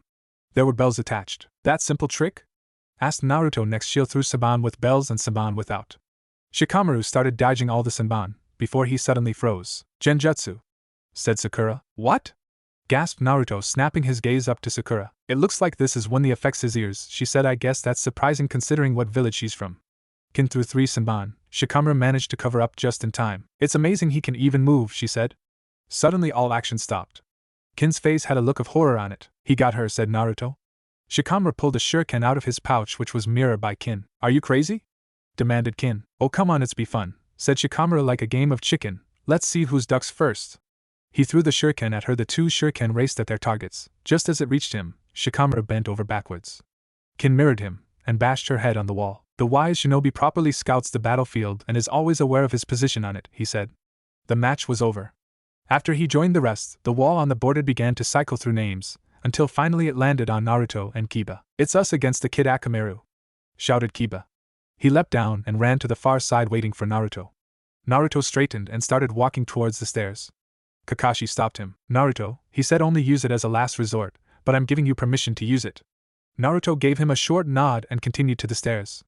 As he left, Sakura was giving Kakashi an uneasy look. All around them were words of pity for Naruto. Oh man, Naruto doesn't have a chance, said Ino. Kiba is so lucky, said Choji. And Kurenai looked pretty smug, like the match was already over. Don't worry, Sakura, he smiled. You ready? Naruto and I haven't just been goofing off the last 6 months. Haru was glancing back and forth between them, confused. He had faith in you, both of you. Now have faith in him. They both nodded and turned to watch. Now your chance, Naruto, he thought. Show them all how much you've grown. Naruto stood across from Kiba, his face ever stoic. Sorry, Naruto, he said, nothing personal. With that he dropped onto all fours, his teeth and fingernails elongating. Ninja art, beast mimicry. He vanished only to reappear with his elbow buried deep in Naruto's gut. Naruto's body absorbed the shot, and he flew several feet, landing hard on his back. Oh no! Exclaimed Haru. In the 5 months he'd known him, Haru had never seen Naruto take a solid hit. Naruto was still for a second. Kida was about to turn to hate when he stirred. He turned back to Naruto, a look of disbelief on his face. Naruto was up and running, both kunai in his hand. Kiba let out a growl and charged at Naruto, drawing one of his own kunai. Naruto swung his right hand. Kiba ducked that kunai and stabbed with his own. Naruto blocked it with the kunai in his left. They disengaged. So, I see you picked up a little bit of ability, said Kiba. You came a long way since the academy. Naruto couldn't help but smirk as he sheathed his kunai. This didn't go miss by Kiba. You have no idea, said Naruto, how right you are. Naruto started flashing through hand signs so quickly that Kiba could keep up. Fire style, Phoenix Flower Jutsu. He yelled. What? Exclaimed Kiba. The 15 small fireballs converged on him. Kiba barely escaped. Asuma looked at Kakashi in shock. That move, he said, that's a fire jutsu of the Uchiha clan? So how is it Naruto knows it? Kakashi gave him a one-eyed smile. Oh, you'll see, he replied.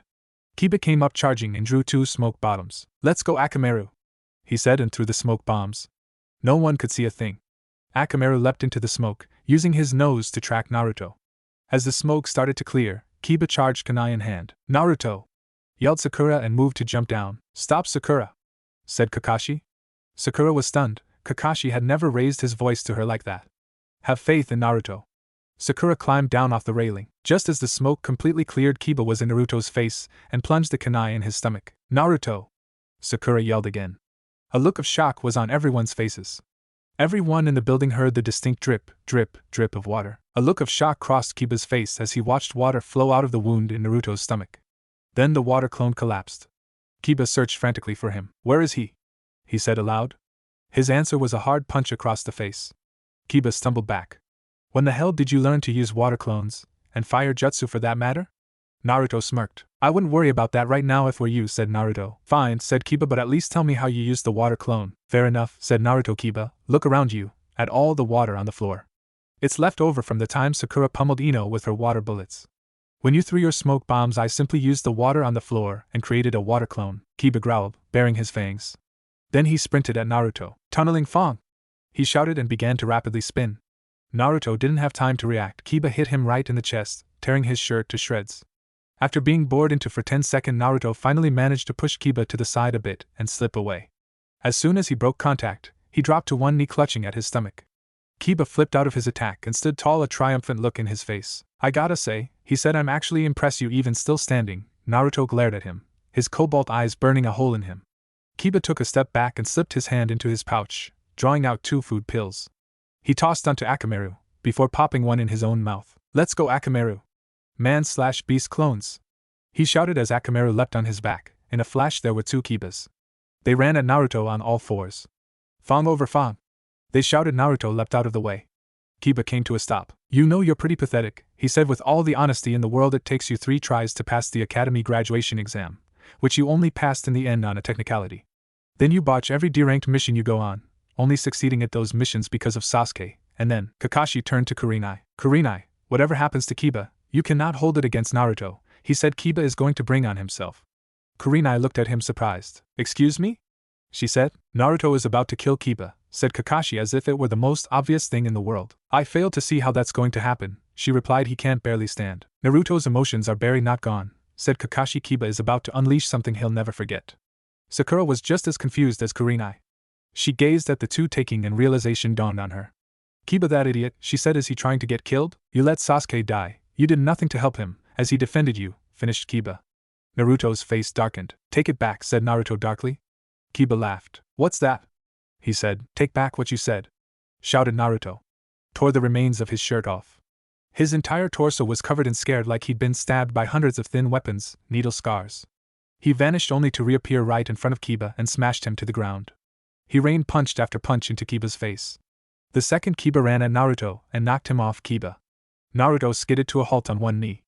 Kiba dragged himself to his feet, rage burning in his eyes. This is getting intense, said Shikamaru. Naruto is completely different from when we were in the academy. You said it, replied Ino, a bit nervous as to what was going to happen next.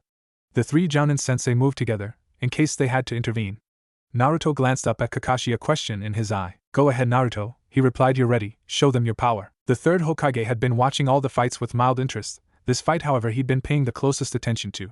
He'd promised Minato he'd watch over the boy. He wanted to see how far he'd come. He'd been pleasantly surprised at made point in the match, but in Kakashi's words, he sat up a bit straighter. In fact, everyone in the building seemed to be watching closing. Kakashi, what are you talking about? Asked Asuma. Just watch, said Kakashi. Keep your eyes on Naruto. He's about to surprise you. Naruto slowly untied his headband and laid it across his knee.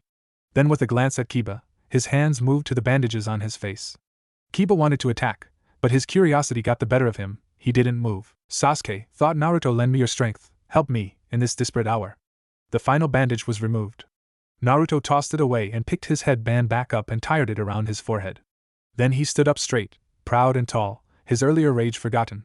After 10 months of closure, Naruto snapped his right eye open, unveiling Sharingan. The entire building let out a gasp. The Hokage leapt to his feet. Sharingan, but that's... If any of you ever wondered why I insisted on continuing Naruto's train myself, said Kakashi, now you know. Sharingan! Exclaimed Kurenai, but how? When? In the land of the waves, said Kakashi. Sasuke didn't die protecting Naruto. He died as they fought side by side. During the fight, Naruto lost his right eye, pierced by Saban as he defended Sasuke's body. After the fight was over, Sasuke gave Naruto Sharingan, as a gift of friendship and brotherhood. The village grieves over the lose of the Uchiha clan, while Naruto grieves the lose of Sasuke Uchiha, the closest thing he's ever had to a brother. The village slanders him for allowing the last of the Uchiha to die, while Naruto punishes himself for not being able to protect a comrade. In fact, I believe Shikamaru here is the only one who's ever taken the time to check on Naruto. Every single one of them looked ashamed of themselves. Kakashi turned his gaze to Sakura, who was beaming with pride for her sensei and for her teammate. No matter how hard he tried, Kiba couldn't tear his gaze away from Naruto's right eye. It entranced him, drew him in. He took a step towards him, then back. Then shook his head. Naruto copied it all perfectly. Kiba's cracked, said Kurenai. Naruto's got the match in the bag. Kiba's thoughts aren't even his own. He finally shook himself free of the red-eyes piercing gaze and attacked using his Akamaru and his Fang over Fang. Naruto sidestepped it and brought his right leg up in a hard kick, catching the real Kiba in the chest. The jutsu broke almost instantly as Kiba crashed to the ground. Naruto calmly settled over Kiba and put a kunai to his throat. Akamaru had no choice but to back down. Hate leapt to Kiba and Naruto, checking Kiba for vital signs. Because his opponent is unable to continue, the winner in Naruto Uzumaki, said Hate. Haru, Sakura and Lee all burst into cheers. Naruto stood up. With a tired sigh he pulled his headband down over his Sharingan. He turned and walked toward the stairs, tucking his hands in his pockets. He reached his team, where he received congratulations from all of the Leaf Genin. Leave it to you to have something like that under your belt, said Shikamaru. That was awesome, said Haru. Why didn't you tell me you had the Sharingan? I wasn't allowed to reveal it until now, replied Naruto. After the rest of the Rookie 9 left him, Sakura pulled Naruto into a hug. Great job, Naruto, she said. Naruto hesitated for a minute, then returned it, holding her tightly. Very good, Naruto, said Kakashi. Using the hypnotic eye to make Kiba think he wanted to use Fang over Fang, even tricked him into being on the left where he'd be open. Naruto smirked. Thanks, he said. Here, said Kakashi, pulling off his Jounin vest and draping it over his shoulders. Wear this until we can get you a shirt. Thanks again, said Naruto, slipping his arms through it and zipping it up. The next two opponents were Hinata and Niji Hyuga. They stood across from each other. Hinata looked terrified, scared like she wanted run. Then she took a quick glance at Naruto. Her resolve seemed to harden. They both took the same stance. Of course, said Lee, the Hyuga style, that is why their stances are the same. They are both from the Hyuga clan. The two charged each other, striking hard with chakra bursts from each of the strikes. Naruto pulled the headband from his Sharingan. It's amazing, he said. They released sharp bursts of chakra, driving them into their opponent's body. Niji finally landed a blow on her throat, causing her to back up, clutching at her chest. The resolve drained from her face for a split second before returning. She charged him again, taking a hard shot right to the heart. Damn it, said Naruto. She fought a good fight, but it's over. He pulled the headband over the Sharingan. Then a gasp escaped his lips. She was getting back up. No, no, no, he said. Stay down. Don't do anything crazy. She dragged herself to her feet. Niji let out a cry of rage and charged. In a flash, Naruto disappeared, only to reappear right in front of Niji. The fight is over, Niji, he said. Niji scoffed and left the arena floor. Naruto turned and ran to Hinata. He was soon joined by Kurenai, who knelt down and yanked her jacket open. She's going into cardiac arrest, she said. Naruto leapt out of the way as the medical corps raced in. They had her up and gone in 15 seconds. Naruto returned to his team, where Sakura wrapped her arms around Naruto's right arm. Her previous inhibitions forgotten. The board on the wall scanned through names and came to a stop on Rock Lee and Choji. Lee jumped to the ground and waited for Choji to reach him. Once he did, Lee gave him a deep bow. It is an honor to face a fellow ninja of the Hidden Leaf Village, he said. That said, he took his headband off his waist and tied it around his forehead. You know, said Naruto, I'm liking this Lee guy more and more. Sakura smiled. It was so nice to see Naruto opening up. He was smiling a bit more, not big smile up smiles nonetheless. The fight between Lee and Choji was pretty lame, really. Choji tried to use his human boulder jutsu, which Lee stopped with him with a hard kick. Choji deflated. He was tired and a little scared. He charged Lee. Lee kicked him once, sending him flying, and the match ended. Was all Naruto could say. Lee helped Choji up and carried him to the catwalk with the rest. My apologies, he said. I didn't mean to embarrass you. No, that's okay, said Choji. Either once of us held but, and you were the victor. No need to apologize for that. Naruto couldn't help but smile. The last match was Dosu versus Gaara. Gaara stood across from Dosu with his arms crossed, and the gourd on his back pouring sand. Sop, that's what's in that gourd, mumbled Naruto. It's sand. Dosu charged Naruto, pulling back his sleeve and revealing his weird glove. He punched at Gaara. The sand rose to Gaara's defense. Then it wrapped around Dosu's arm and covered his body. Sand coffin, said Gaara. Dosu struggled, trying to get free. Gaara raised his open hand, pointing the palm at Dosu. Sand burial.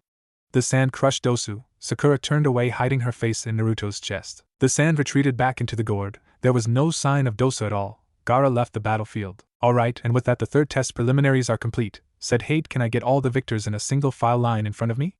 After they did as they were asked, the Hokage addressed them. First off, congratulations for passing the first round, he said. The finals will be held in 1 month, so use that time to train and learn new techniques.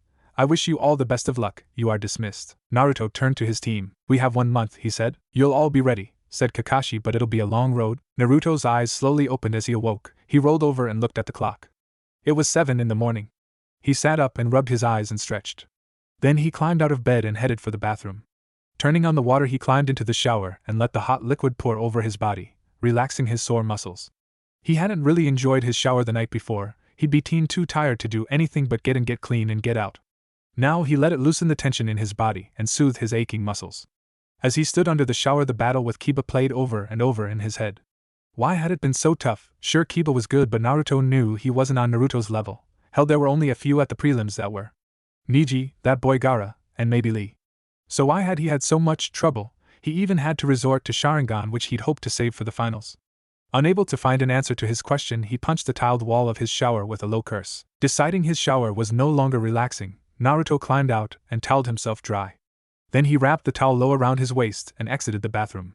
He went down the hall and into his kitchen looking for something to eat. He opened his fridge and decided that eating was out of the question. He needed to go to the store. There was a knock on his front door. He walked over and opened it, closing his right eye. It was Sakura. "Oh, hey Sakura," he said, completely forgetting about his almost total nakedness. She, however, noticed it almost immediately. Naruto," she said, "shouldn't you put some clothes on?" Confusion crossed Naruto's face as he looked down.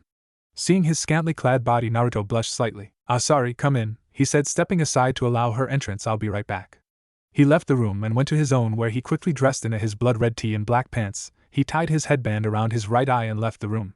He walked back out in the living room to find Sakura sitting on his couch, patently waiting for him. It was then Naruto noticed the change. "You got your hair cut," he said softly, sitting down next to her. She nodded. She said, "You like it?"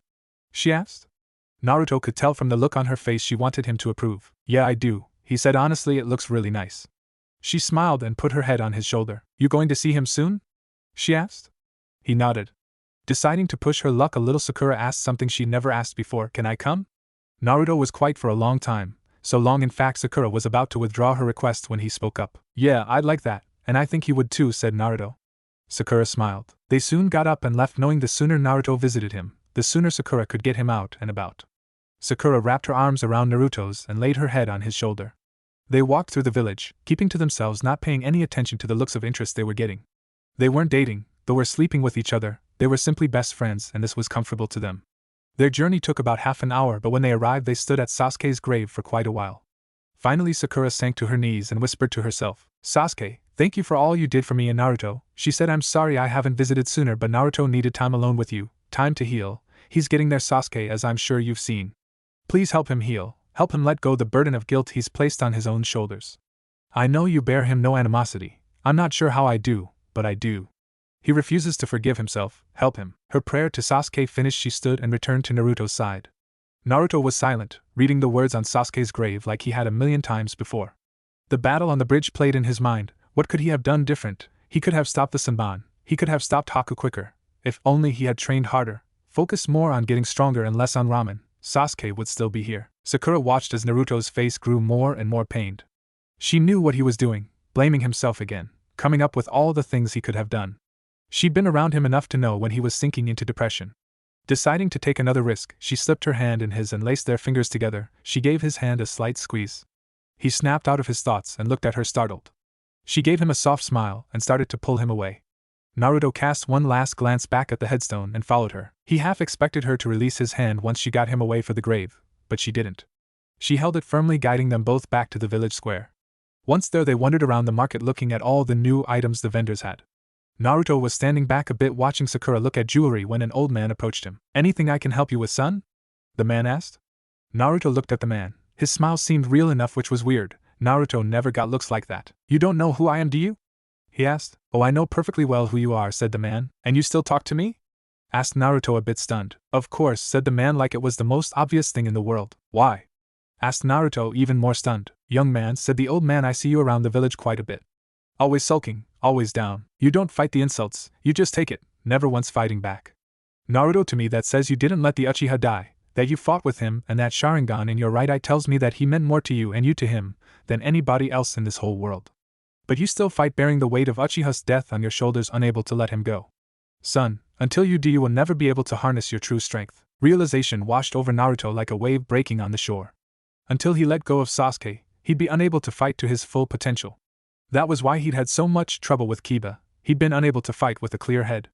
A part of him still focused on Sasuke's death. He was distracted. "What happens if that happens on a mission, son?" the old man asked. "Your friends and comrades would be put in danger." Naruto was ashamed. He'd once told Haru to never hesitate, all the while being a hypocrite. He glanced over at Sakura, picturing her dead because he'd hesitated. The thought scared him. He felt as much pain thinking about Sakura dying as he had when Sasuke actually had. He looked away and clamped his eyes shut. It was all he could do to stem the flow of tears that he felt threatening to fall. After a minute he got himself under control and looked back at the man. The man was still smiling, that kind of smile. Something about that smile told Naruto he knew exactly what Naruto was going through. Naruto glanced back over at Sakura. She was chatting happily with the shop owner. She looked over and saw he looking over at her. Her grin grew even wider. She excitedly waved him over. A small smile playing on his lips, he politely excused himself and walked over to Sakura. "Look," she said. She was holding a picture in her hands. Naruto's face lit on with recognition. It was him and Sasuke as young children. He remembered the day. Sasuke has made a jab at him after class one day and Naruto had gone to confront him about it. They ended up just standing side by side on the dock watching the sunset. Someone must have stumbled upon them and took the picture. Naruto's smile got a little larger as he took it out of her hands. "Would you like me to be it for you?" he asked. Confusion played across Sakura's face. "I thought you might like to have it," she said. Naruto shook his head. It was time for him to start trying to let go of Sasuke. "I have all I need," he said, pointing to the headband on his face. "Here." He handed it back to her and turned to the man running the stall. He handed him the labeled price and thanked him. Then Naruto motioned for Sakura to follow him. She did so and soon had her hand intertwined in his. He looked down at her. She was looking fondly at the picture. One who didn't know what had gone on 2 minutes beforehand would have thought they were the best of friends. Sakura must have felt him staring because she looked up at him, a smile on her face. "I'm proud of you," she whispered. Naruto looked at her, a question in his eyes. "You're trying, aren't you? You're trying to move on." Naruto nodded. "I am," he said. Sakura gave his hand a squeeze and together they walked down the street to meet Kakashi and Haru for training. When they reached Training Field 7 they weren't surprised to find that Haru was the only one waiting for them, despite their being half an hour late. Haru waved at them from where he was sitting against a tree sharpening the blades of the demon wind. Naruto and Sakura slowly made their way over to him. When they reached him he smiled up at them and slipped his shuriken into its sheath on his back. Naruto helped him to his feet and turned to find Kakashi strolling into the field. "Yo," he said. Once he reached them he gave the instructions for the training. "Taijutsu only, oh, and if you don't mind I thought I'd join you." The three genin looked at each other before shrugging and nodding as one. "All right then, scatter," said Kakashi and the four broke off. Haru and Sakura met each other in the middle of the field, each wielding kunai. Sakura blocked an overhead slash and countered with a hard kick to Haru's middle. Haru brought his other arm across his stomach and blocked the kick, stumbling a bit. But Sakura was unable to capitalize on the opening because Naruto flew straight over Haru's head and launched a flurry of 3 kicks, the last one being an axe kick that drove Sakura to the ground hard. Naruto landed in a crouch and leaped straight into the air to avoid a kick from Haru. He flipped backwards, drawing his 2 kunai, and landed in a low crouch with both his arms held straight out to his side, the kunai held in reverse grips. Haru pulled the demon wind off his back and flipped it open. He threw it straight at Naruto, who vanished from sight and reappeared right in front of Haru. He put a foot on Haru's knee and brought his other leg up in a knee strike. Haru fell backwards right past Sakura, who was now up and charging, her kunai in hand. Naruto, unable to defend himself in midair, took a hard kick to the solar plexus. He hit the ground hard, gasping for breath. Sakura stood over him triumphantly. She brought her leg down in an axe kick, which Naruto avoided by rolling to his left and flipping to his feet. He stared at his 2 opponents, Sakura to his left, Haru to his right. They were locked in a standstill. It then that Kakashi chose to appear. Right in the middle. Naruto didn't even hesitate. He charged Kakashi, sheathing his kunai. Kakashi blocked his first punch and countered with a hard kick. Naruto ducked the kick and delivered an elbow into Kakashi's stomach. Kakashi took the hit but didn't move. Naruto flipped away. Kakashi and Naruto stared each other down. Sakura and Haru were motionless, either wanting to get caught in this fight. Faster than anyone could see, Naruto and Kakashi both pulled their handbands from their faces, unveiling their sharingans. They charged. The force of their blows created gusts of wind. It ended in a flash. Naruto, starting to get desperate, overextended. Kakashi caught his forearm and brought the boy crashing to the ground. "All right," he said, "that's it for today." It was getting late, and he needed to let them get going. Naruto stood up after Kakashi got off of him and pulled his headband down over his face. Sakura walked over to the tree and picked up her picture. Then the 3 genin left the forest. They decided to eat dinner at Ikarachu's. Once they were sat at the bar and their ramen ordered, Sakura and Haru chatted while Naruto listened. They talked about the training they just had and, more importantly, Kakashi and Naruto's fight. "What possessed you to charge Kakashi-sensei like that, Naruto?" asked Haru. Naruto gave a short shrug. "I wanted to test myself," he said. "Well, you got your butt kicked," said Haru. Naruto shrugged again and turned to the ramen Ayam had just set down in front of him. After eating for a few minutes, Naruto turned to look at his friends. They were chatting happily, smiling and laughing at the things they were discussing. Sakura had scooted his stool closer to Naruto and was slightly leaning on him. After their ramen, the 3 friends stood and began to head home. Naruto was in the middle, Sakura to his right, her left hand laced in his right, and her right arm holding onto his bicep. Haru was to his left, both hands behind his head. They decided to spend some time as a team at Naruto's house. They wanted to spend time together, just the three of them, to breathe before really jumping into the hard training for the Chunin finals. They went up the stairs to his apartment and stepped into his small living room.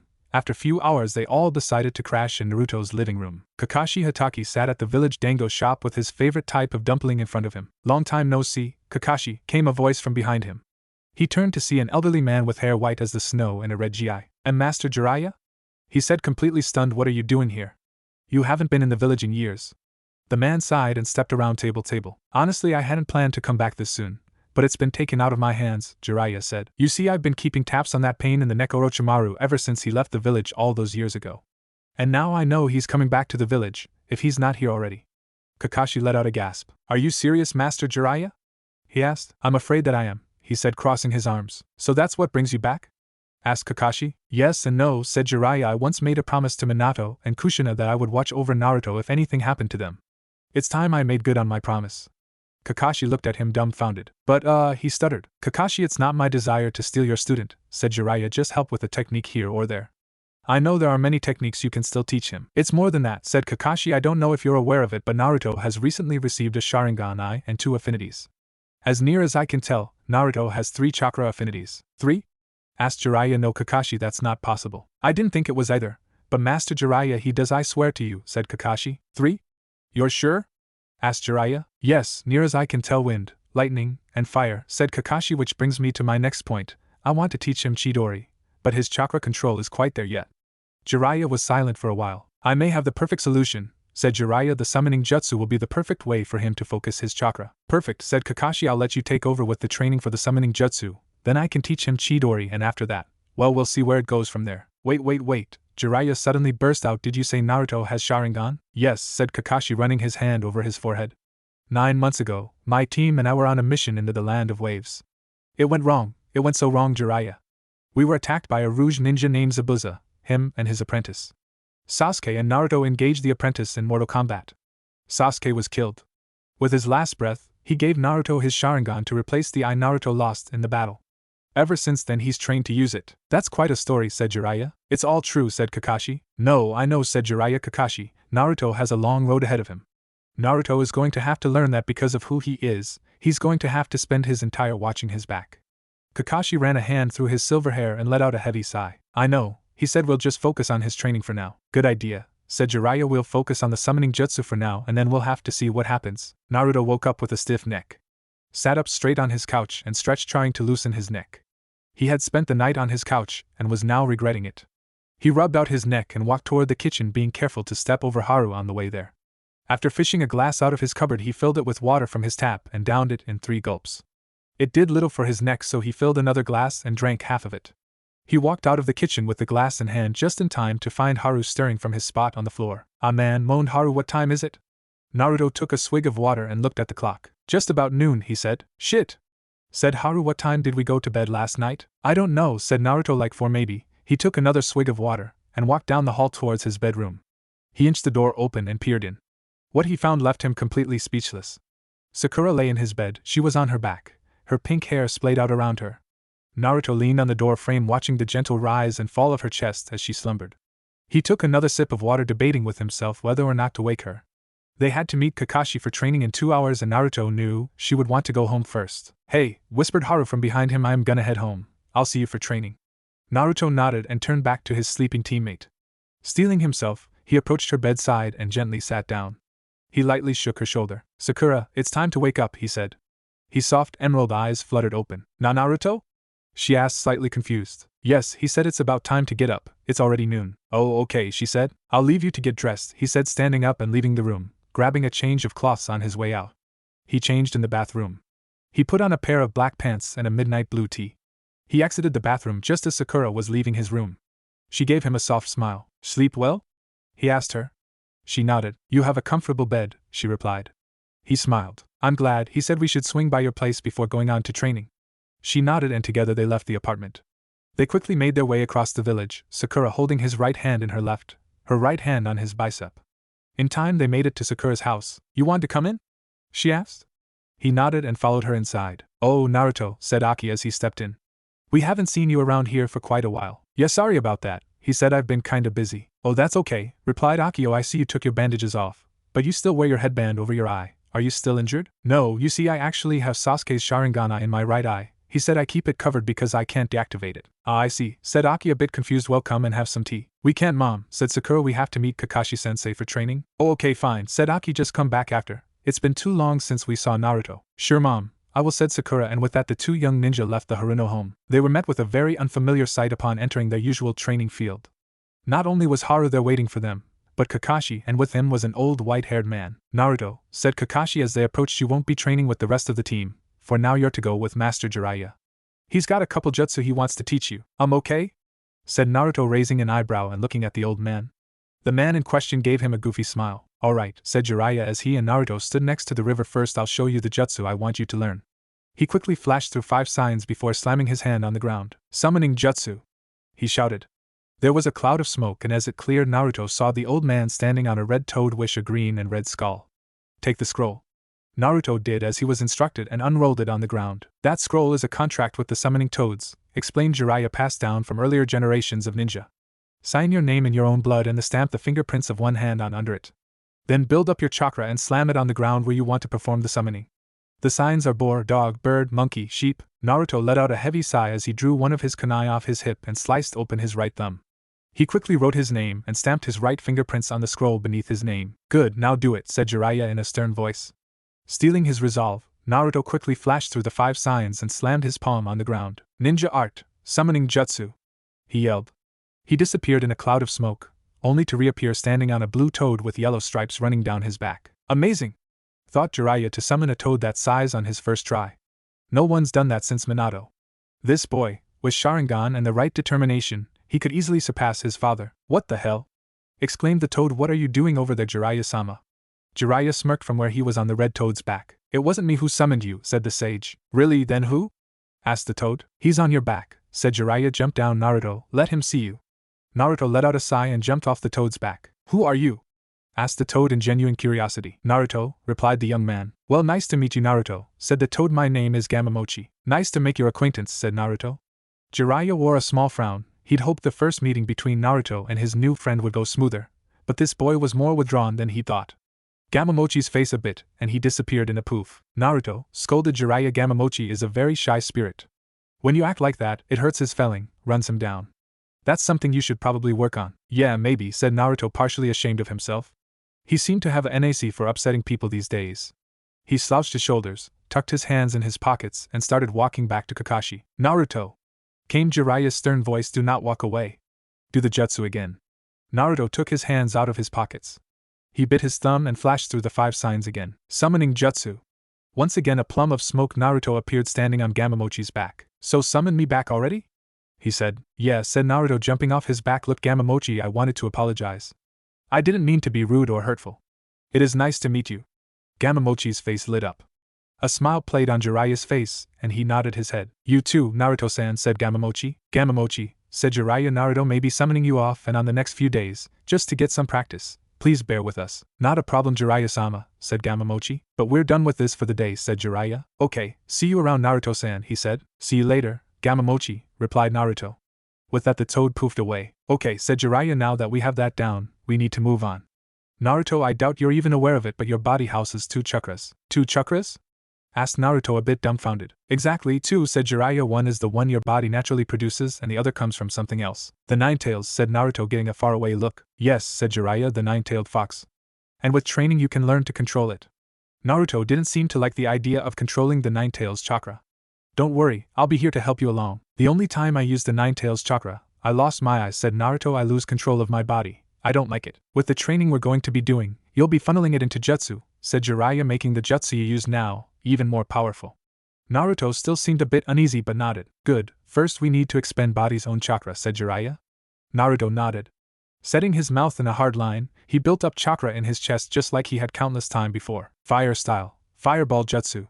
He put his fingers to the outer edge of his mouth and exhaled. The fireball was massive, the biggest one he'd ever made. He poured more and more chakra into it, draining himself fast. In 2 minutes almost all his chakra was gone. Excellent, said Jiraiya, now try building up more chakra.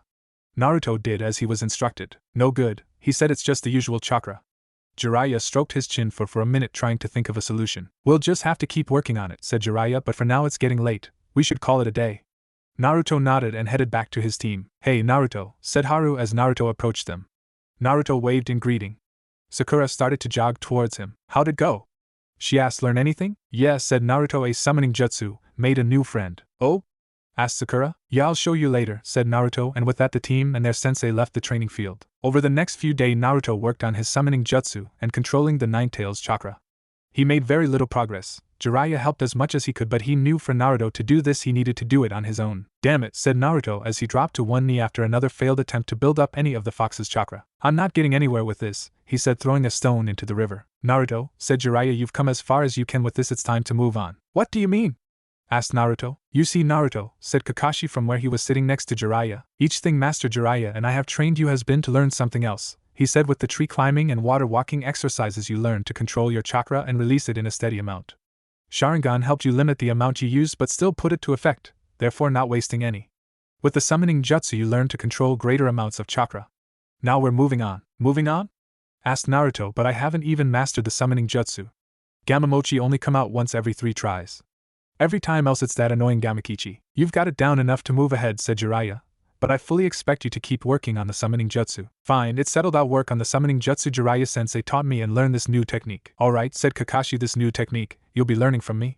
We have 2 weeks. Say goodbye to the others, you won't be seeing them for a while. What? Said Sakura. What do you mean, Kakashi-sensei? Naruto needs to focus on his training, said Kakashi. He needs to be away from her. He and I are going into the mountains. We'll be back in time for the finals. Sakura hugged Naruto, letting out a small whimper. Do your best, okay? She whispered, I'll be waiting for you. Come back stronger, okay? Naruto gave her a small smile. It's a promise, he said. Sakura stood in line next to Haru, looking around for any signs of Naruto. He and Kakashi had left 2 weeks ago. Kakashi said they'd be back in time for the finals, but it was starting in 20 minutes. She looked worriedly at Haru, who looked back with any equally worried look. What do you think? Asked Haru. You think they'll get back in time? I don't know, said Sakura. Kakashi said they'd be back, but there's no sign of them. She was about to say something else when the crowd around them exploded in cheers. She glanced around and finally looked at the entrance. Walking into the gates was Kakashi and Naruto. Naruto had changed. His hair was even longer and even more shaggy. It reminded her of someone. She slowly recalled a picture she'd once seen. A young man in his early 20s, with long shaggy blonde hair wearing a white coat. Naruto looked exactly like the 4th Hokage. In addition to his hair, Naruto's clothes had changed. He was now wearing white pants and sky blue shirt. His black thong-style sandals were the same, and the blue handband on his face was the same too. Hey Naruto, said Sakura as he walked up next to them. Hey guys, he replied, giving them a small smile. Sorry I'm late. That's alright, you had us worried though, said Haru. Kakashi walked up to his students. Hey guys, sorry I didn't stick around for your training, he said. That's alright, said Haru. I found a master in Earth-style ninjutsu. I've picked up quite a few new tricks. Just watch me, Kakashi-sensei. I'll show you how much I've learned. Good, said Kakashi. I know you'll all make me proud. Naruto wore a smug smirk as he watched his teacher walk away. Alright, listen up, said the proctor. It wasn't the same proctor they'd had last time. Here, he held up a bracket board. Study it quickly. Haru was fighting Neji, Shikamaru was next fighting Temari, then it was Naruto against the monster Gaara. Sakura was after that fighting Lee, and the last fight was Kankuro versus Shino. Oh no, Naruto, said Sakura. I'll be fine, he said. I was hoping for this. Besides, we all have new tricks we want to show Kakashi. Haru, I know you'll do your best. Haru steeled his face. Right, he said.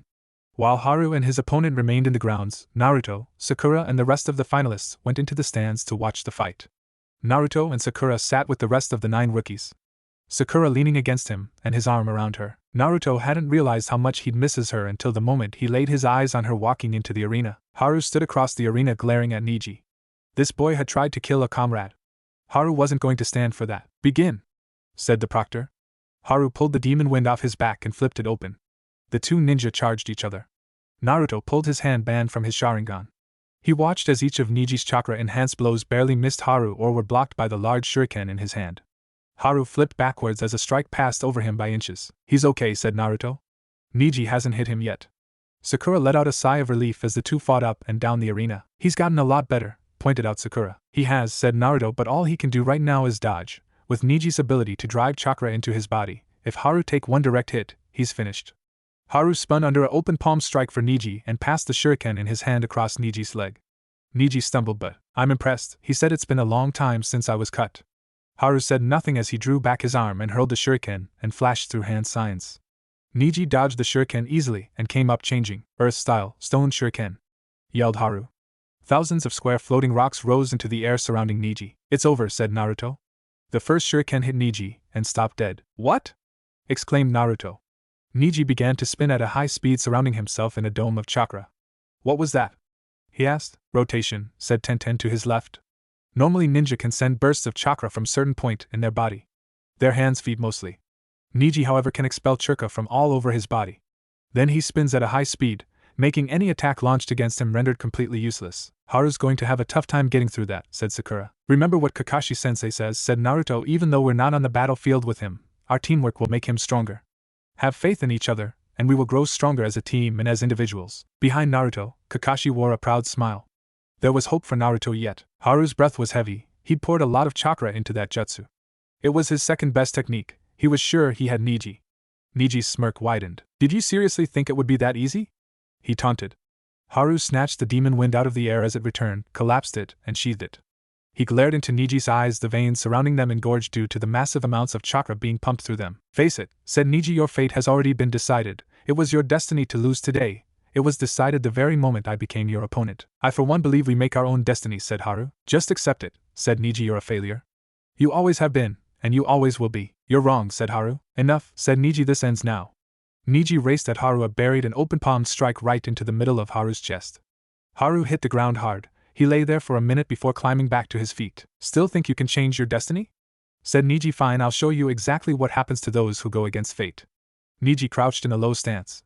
Gentle fist art, 8 trigrams, 64 palms. He charged Haru and stuck him with 2 sharp strikes with his index and middle fingers. 2 palms. He hit his with 2 more 4 palms. 8 palms. 16 palms. 32 palms. 64 palms. Each strike hit Haru directly. Haru stumbled back, clutching his chest. I have struck every single one of your chakra points, said Niji. This match is over. This time it was Haru's turn to smirk. He started flashing through hand signs. It's useless, yelled Niji as he charged. Earth style, 6 stone pillars, shouted Haru. 6 pillars of earth rose from the ground surrounding Niji tightly. He could barely move. Then walls of stone extended out of them, attaching to the pillar next to it. Niji looked up to see Haru standing on one of the pillars, his arms crossed over his chest. But how? He asked. I blocked off your chakra. Earth began to fall from Haru's body. He encased himself in a layer of earth, said Sakura, amazed. You see, said Haru, you were so caught up in your preachings of destiny and focusing on my chakra points, you failed to notice that the last time I hit the ground I covered myself in a thin shell of earth. I knew it couldn't be too thick or those eye of yours would see it. But it was thick enough to guard against your attack. I know all about the Hyuga and their ability to stop the flow of chakra. This is my best technique. Stone spikes from each pillar and wall. I can put a ceiling on this thing too. You so much as move a muscle, these spikes will impale you from 12 different angels. Admit it, you've lost. Niji searched his surroundings looking for any possible means of escape. He quickly found that there was no means, and Haru was right. He'd lost. I yield, he said in a downcast voice. The winner is Haru Muri, said the proctor. The crowd erupted. Naruto and Sakura clapped as well. The pillars and walls sank into the ground, leaving Haru standing in front of Niji. Niji looked tired and ashamed. I guess it wasn't your destiny to lose here, said Niji, but mine. Haru clapped him on the shoulder. Niji said, causing the older to look at him. 4 months ago I never would have had even a prayer of beating you. I was weak and had no confidence in myself. But I learned, we can do anything we set our mind to, if we just believe. Naruto taught me that. Hey, and you should have an easier time of it than me. He let go and began to walk away as Niji stared confusedly at his back. After all, unlike me, he said and looked over his shoulder, you're not a failure. With that, Haru left the arena to join his team. Good job, said Sakura, pulling Haru into a hug. Yes, well done, said Naruto, clapping him on the shoulder. Haru wore a goofy grin. That jutsu was mighty impressive, said Kakashi from behind him. I'm extremely proud of you, Haru. The next match is Shikamaru, Nara, and Temari, yelled the proctor. Will the combatants please come down? There was a whirl of wind. Temari came down from somewhere riding her fan. Moments later, Shikamaru walked into the arena, his hand tucked lazily into his pockets. The two opponents faced each other. Begin, said Genma. Temari was off to the races, charging right at Shikamaru. She leaped into the air and brought fan down towards Shikamaru's head. When the dust cleared, Shikamaru was nowhere to be seen. Is he hiding? Asked Haru to no one in particular. I dunno, said Sakura, looking around the arena. A dark thing went skirting across the ground. A shadow. Temari rapidly retreated. Just as it was about to reach her, it stopped. Looks like that's the extent of his range, said Naruto. Temari smirked at him and drew a line in the dirt with her fan. She looked at him. It was then she noticed there was something different about him. His jacket was missing. She saw something starting to form on the ground, another shadow. She looked into the air. He'd made a parachute out of his jacket, headband, and a kunai. She ran to her left, past the proctor. His shadow stopped and began to retreat. Just as she turned to face him, she froze. He got her, said Naruto. Temari looked around, trying to figure out where she went wrong. She saw her mistake.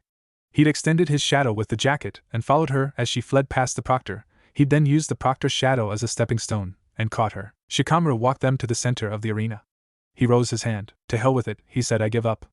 All Naruto's entire team could do was blink in disbelief. What just happened? Asked Haru. I'm not sure, replied Naruto. The crowd began booing. The winner is Temari. The boos intensified, getting louder and louder. Shikamaru walked out of the arena and into the stands. Well then, said Gemna, let's begin the next match. Naruto, Uzumaki, and Gaara of the Sand. Naruto stood from his place in the stands and began to head for the arena. He stopped when something hit him in the back. It was Sakura, hugging him from behind. Be careful, she whispered, please be careful and come back to me safe. I will, said Naruto. Promise? She asked. Promise, confirmed Naruto, and reluctantly she let him go. Naruto left the stands and walked into the arena. Gaara was already waiting for him. I have to say, I've been looking forward to this, said Naruto. I feel the same, said Gaara. When you're ready, begin, said Genma. Sand began to pour from the gourd, driving its way into the ground. I see, thought Naruto, he's using the sand to create more sand for the earth itself. Naruto pulled his headband from his eye, the Sharingan locked in on Gaara, watching his every move. Soon Gaara was surrounded by a cloud of the sand from the earth. His own chakra-infused sand slipped back into the gourd. Perfect. Naruto flashed through a familiar set of hand signs. Fire style, fire ball jutsu. The jet of fire erupted from his mouth, engulfing the sand. As it died down, the crystallized sand crashed to the ground. Ah, ingenious, said Lee. In Naruto's abandoned spot, he turned the sand to glass with fire. Naruto raced at Gaara. The sand poured from the gourd and attacked Naruto. Naruto dodged through the clouds of shifting sand and then delivered a hard right side kick to Gaara's chest. The boy stumbled. It should have knocked him off his feet, but he seemed weighed down by something. Naruto flipped backwards and did a series of backhand springs to avoid the sand that was bearing down on him. He came a sliding stop and flashed through more hand signs. Fire style, Phoenix Flower Jutsu. The 20 fiery missiles raced at Gaara and crashed into his sand defenses. This sand, however, did not turn to glass. As I thought, that sand has so much of his chakra infused in it that it can't be turned to glass. He stood and ran at Gaara, hurling 8 shuriken at him before vanishing from view. He reappeared behind Gaara. The sand took kin of the shuriken. Gaara turned to face Naruto. Naruto delivered 8 punches in quick succession, each strike driving Gaara a bit further in the air. He ended the melee with a hard leaping spin kick that should have knocked him unconscious. Gaara hit the ground and was left back to his feet by his sand. When he looked back at Naruto, bit off his face seemed to be falling away. It was sand. I understand now. Naruto looked down at both his fists. His knuckles were bleeding. He encases himself in sand, like Haru did with the earth. That's why he seems so heavy. He got sand armor. Gaara went of the offensive. Clouds of sand streaked towards Naruto. Thanks to the Sharingan, Naruto was able to read and anticipate each attack. However, he was so busy dodging he couldn't attack. He crossed his fingers. Shadow Clone Jutsu. Another Naruto popped into existence and continued to dodge while the real Naruto vanished from sight. The sand finally pierced Naruto and the clone disappeared. Gaara let out a gasp of surprise. However, it was cut short when a hard kick collided with the side of his head. Gaara was knocked to the ground again. This time, when the sand rose him in the air, it began to encase him. Soon the sand formed a cocoon around him. Naruto looked at the cocoon for a minute. Then he charged. Spears of sand came from the cocoon, stopping Naruto short. He leaped away as they crashed into the ground. He landed on the spears and began to run up them. He drew his 2 kunai and stabbed the cocoon. It was hard as rock. Only one way around this, he thought, and leaped off the cocoon as more spears came from directly underneath him. He raced away from the cocoon and sprinted up the wall. Near the top he skidded to a halt. 3 hand signs: ox, rabbit, monkey. Haru looked back at his sensei. Kakashi-sensei, he said, what is Naruto doing? Kakashi gave him his one-eyed smile. Just watch, said Kakashi, but don't blink. Flashback. Okay, Naruto, this technique I'm going to teach you will be your most powerful attack, for now anyway, explained Kakashi. As we're covered so far, you learned to channel chakra, use mass amounts of chakra, not waste extra chakra, plus we've built up your speed to an almost inhuman level. This technique requires all that, plus something else. Something else? Asked Naruto. Correct, focus, said Kakashi, the ability to focus all the chakra of the attack into a single point of impact. Watch. Kakashi blazed through the ox, rabbit, monkey signs and ended up holding his right wrist palm up. For a second nothing happened, then chakra began to actually become visible. It looked like lightning. The lightning blade, explained Kakashi. He turned to a large boulder behind him and slammed his hand into it. The chakra tore a massive crater into the boulder. Whoa, said Naruto. Now start by gathering a large amount of chakra in your hand, said Kakashi.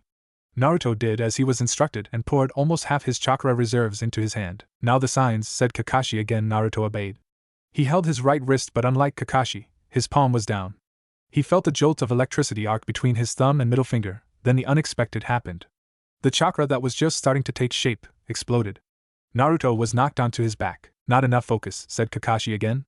Naruto climbed to his feet, flashed through the signs and built up his chakra. More focus, said Kakashi. Concentrate. I am Kansen. Naruto was cut off by another explosion. Again he wounded you on his back.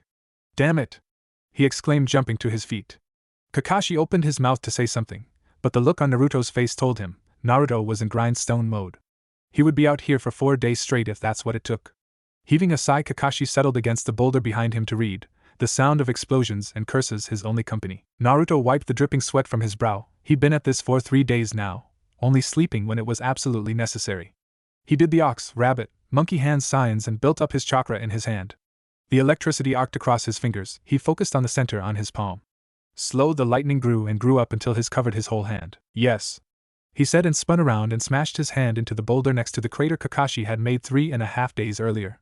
The lightning dissipated. No crater, no nothing. It was like it had never been there in the first place. What the? He stared at his hand, confused. Looks like you've got the first step down, said Kakashi as he walked up the hill towards Naruto. But remember what I said? Focus at the point of impact. He placed his hand on the boulder. This is the point of impact. You have to transfer the energy in your hand to the face of the boulder, and do it without letting the lightning lose any potency or force. Right, said Naruto. He formed the seals and built the lightning in his hand. Then turned to the boulder and drove his hand at it. Halfway there the lightning fizzled out and Naruto hit the boulder with a curled fingered palm strike, and it didn't feel good. Keep the flow going and at the last minute add an extra burst of chakra and drive all the energy into the boulder, said Kakashi. Naruto nodded and tried again. The lightning hit the rock and made a tiny little nick. Damn it, yelled Naruto. That was closer, said Kakashi. Well, you seem to have the general idea. Dinner is at 7 if you're hungry. And with that the copy ninja walked back down the hill toward the little inn he and his student were staying in. Yeah, thanks a lot, muttered Naruto. He tried again and again, but even time he tried he failed. One time the nick would get bigger, then the next time, it wouldn't work at all. For 5 days he tried. Naruto sat on the ground gasping for breath. He was exhausted, more than exhausted. Sweat poured off his body, pooling on the ground. I need a bigger burst of chakra, he said aloud. That's all I need. He leaped to his feet. Ox, rabbit, monkey. The lightning built up in his hand. He raced at the boulder and drove his hand at it. A split second before his hand hit the boulder, I pictured a blot of lightning shooting down his arm and out his palm. The jutsu hit the boulder. The rock resisted for a second and exploded. Yes, exclaimed Naruto. Good, now let's keep working on it, said Kakashi. And flashback. He gripped his wrist, palm down.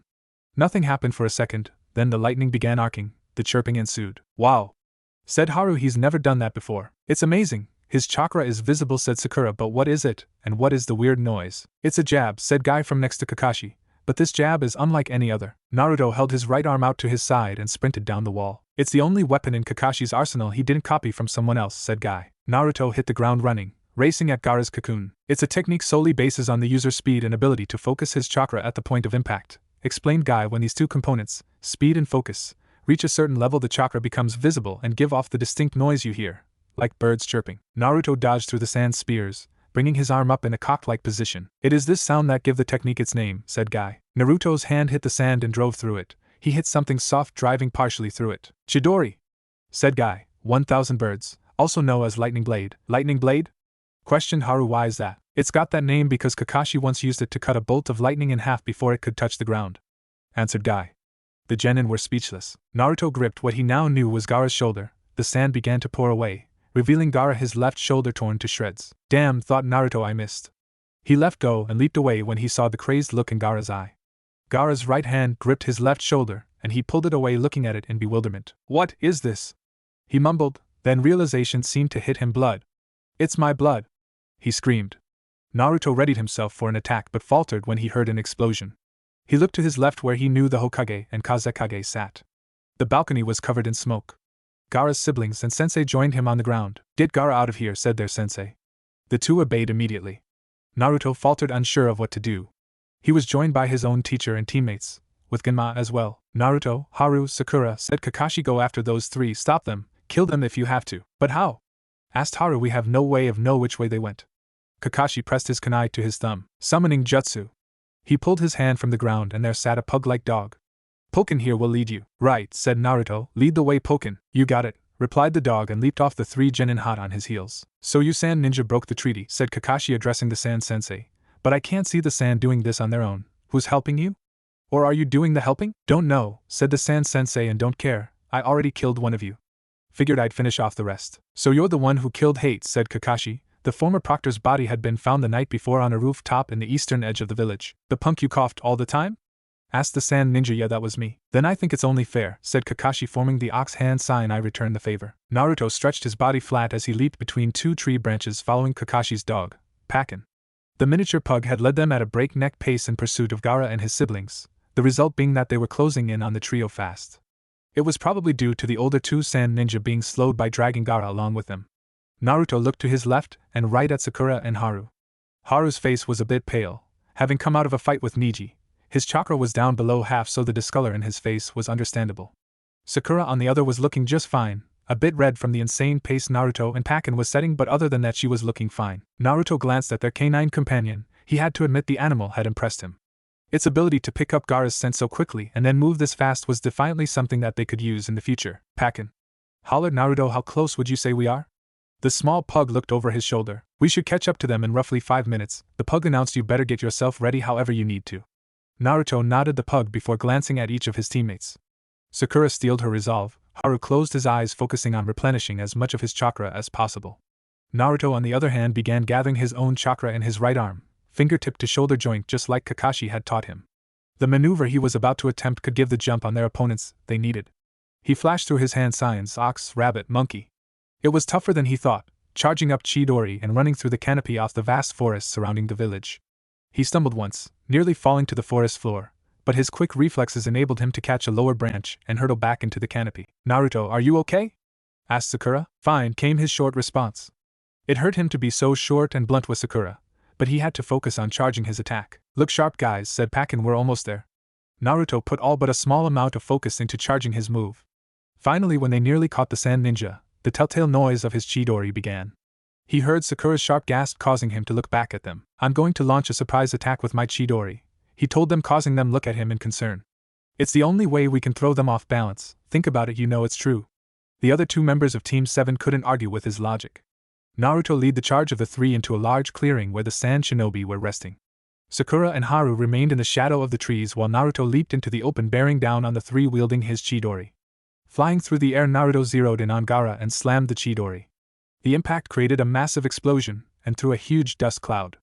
When it settled, Gaara, Temari, and Kankuro all stood facing Naruto, who was standing in the middle of a crater. The three had managed to dodge it, barely. Well, said Kankuro in a condescending tone, if it isn't that kid with that crazy eye. Shut up, Kankuro, said Gaara as he drew himself to full height. The wound in his shoulder was still bleeding, but he seemed to have gained most of his strength back. Sure, Gaara, said Kankuro. But really, kid, what do you intend to do, fight all three of us alone? Asked Temari. As soon as she finished her sentence, Sakura and Haru appeared on either side of Naruto. We'll leave Gaara to you, Naruto, said Haru. We'll handle the other two. Oh really, you're gonna handle us? Asked Kankuro. We'll see about that. The four shinobi leaped into the air, leaving Naruto and Gaara to square off against one another. The two shinobi stared at each other, Gaara crazed eyes boring into Naruto's mixed-matched eyes. Normally no one would dare meet the gaze of Sharingan. Gaara, however, was so far gone. Naruto's hypnotic eye had no effect on the crazed sand ninja. So you choose to face me? Said Gaara in a low tone. I will stop you, said Naruto. I don't care if you do act like a demon. I have the real thing inside of me. A demon inside of you, huh? Asked Gaara. My demon is as real as yours is. And even now that demon seeks blood. It compels me. It cared for me when the rest of my village pushed me away. I was to be the sand village's ultimate weapon, and so when I was still in my mother womb, my unborn self was fused with the sand sprite Shikaku. However, as my power grew, they all came to fear me and several attempts were made on my life. You see, I killed the woman who gave birth to me. I was born a monster, and I will kill you. That is my purpose. My reason for living lies solely in the killing of others. I don't care if that's what you believe, said Naruto. You will not harm the people of this village. Very well, Naruto Uzumaki, said Gaara. You are in my way, therefore you are my prey. With that, the sand carried in Gaara's gourd sprang forth at Naruto. Naruto back flipped out of his way as it slammed into where he was standing. While in the air, he flashed through his hand signs, fire style, great fireball jutsu. The massive fireball was the size of a small house and engulfed Gaara, setting the field ablaze. He landed and quickly pulled his kunai off his hips. As the large fireball dissipated, Gaara stood in the center, but he changed. His right arm had become a massive sword of claw. He'd used it as a shield and protected himself from Naruto's attack. Naruto wasted no time in charging his opponent. Gaara attacked with his massive arm, driving Naruto several feet back where he rolled across the ground several times. He came with more hand signs, fire style, Phoenix Flower Jutsu. The 15-minute fireballs raced at Gaara, hiding him from all angles. Gaara again blocked with his arm. Damn it, he thought jutsu of this level aren't working. I'm gonna have to hit him with Chidori, but… Flashback. Naruto gasped and panted as her stared at the rock in front of him. Filed with 3 small craters. Not bad, praised Kakashi. Looks like with all your other jutsu you can still use the Chidori 3 times.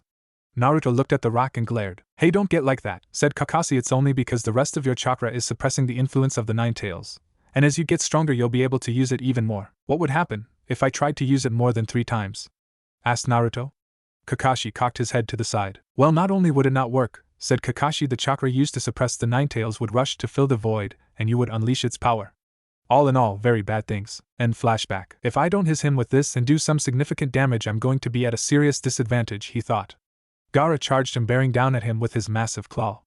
Naruto did a backhand spring to evade and throw 3 kunai as a distraction. Gaara simply blocked them with his arm. The sand seemed impenetrable, as if it were made of iron. Naruto knew that if he could get any space between him and Gaara, then he'd never be able to use Chidori. He crossed his fingers. Multi-shadow clone jutsu. The 24 clones would provide the distraction he needed. They charged Gaara, who destroyed half of them in a single sweep of his arm. Ox, rabbit, monkey. He flashed through his hand signs and gripped his bicep to charge the attack. It took longer than he'd had hoped, and soon all the clones were destroyed and Gaara was charging at him again. Naruto sprinted at him to meet his charge. The 2 collided and Chidori ripped through Gaara's arm. Gaara let out a blood-curdling scream and fell to his knees. He was panting, his face contorted in pain. Then it calmed and a sadistic smile split his face seemingly in 2.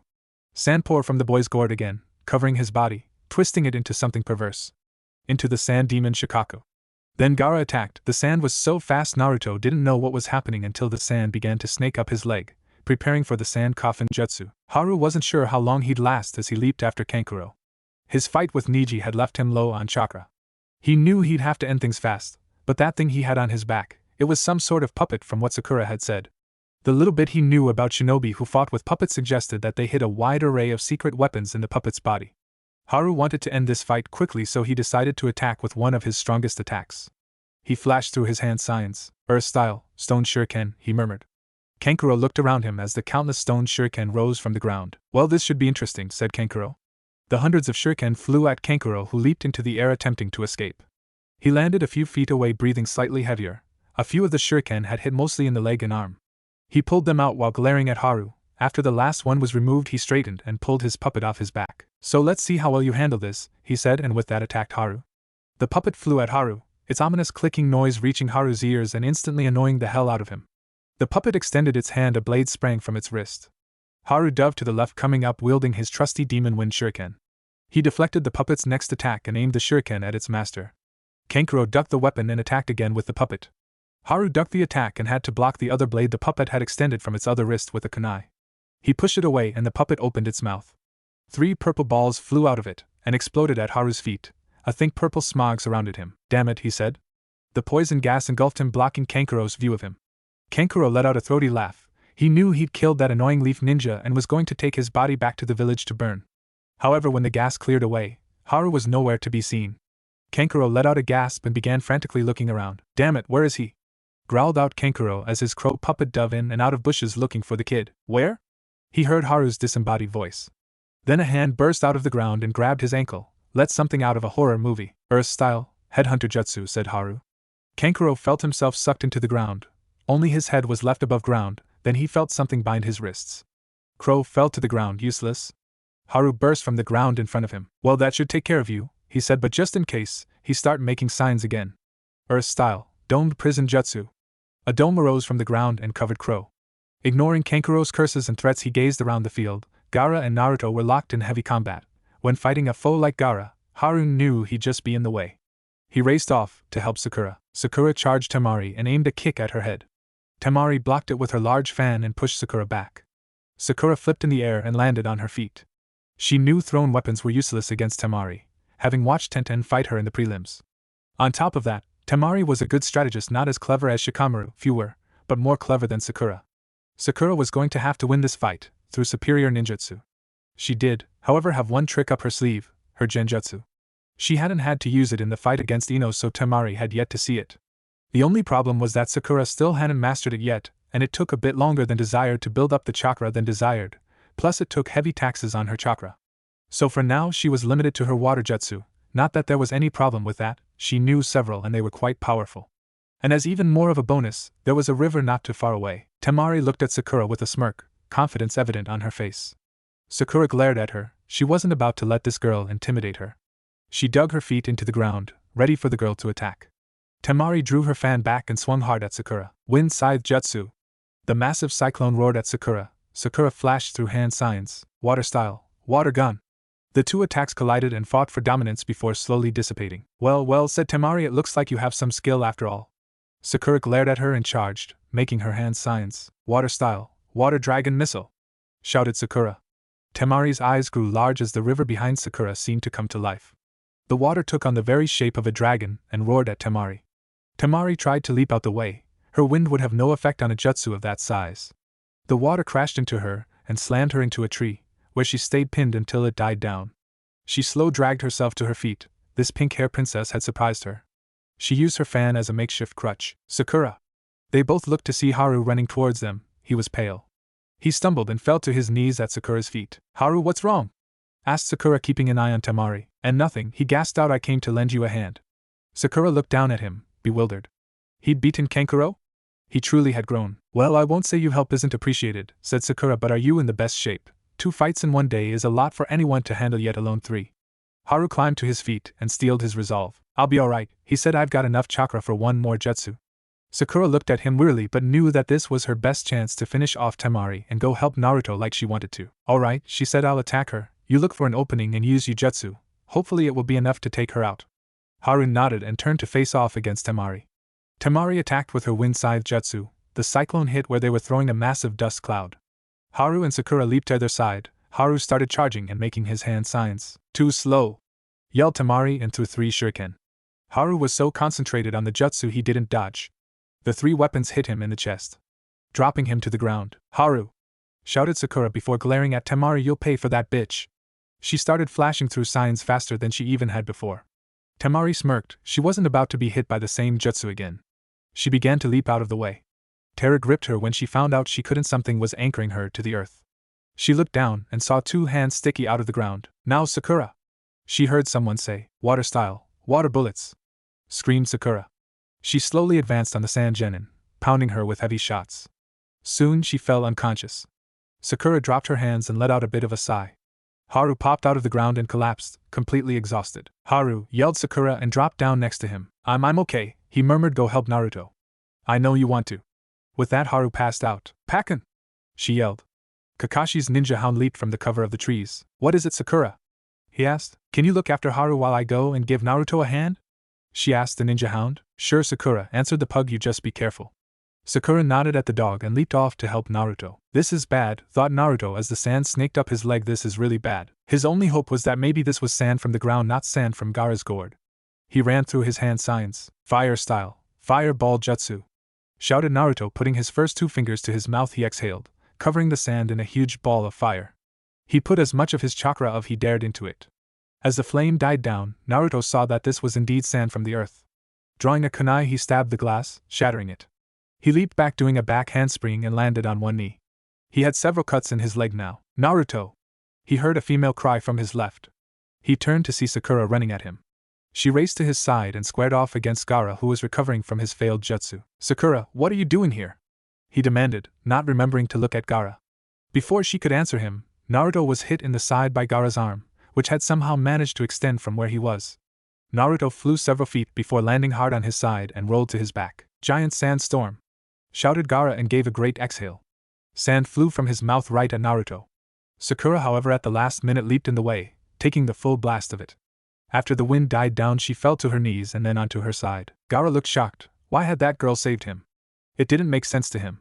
She should live for herself, not others. Naruto watched Sakura fall in slow motion. A vision of Sasuke came racing back to him. Flashback. Naruto uncrossed his arms from over his head. He had felt no pain. In front of him, Sasuke stood, his arms out wide. The Senbon that had been meant for him were now in Sasuke's chest and arms. Slowly the Uchiha turned to look at him. You should see your face, he said. You look like a total loser.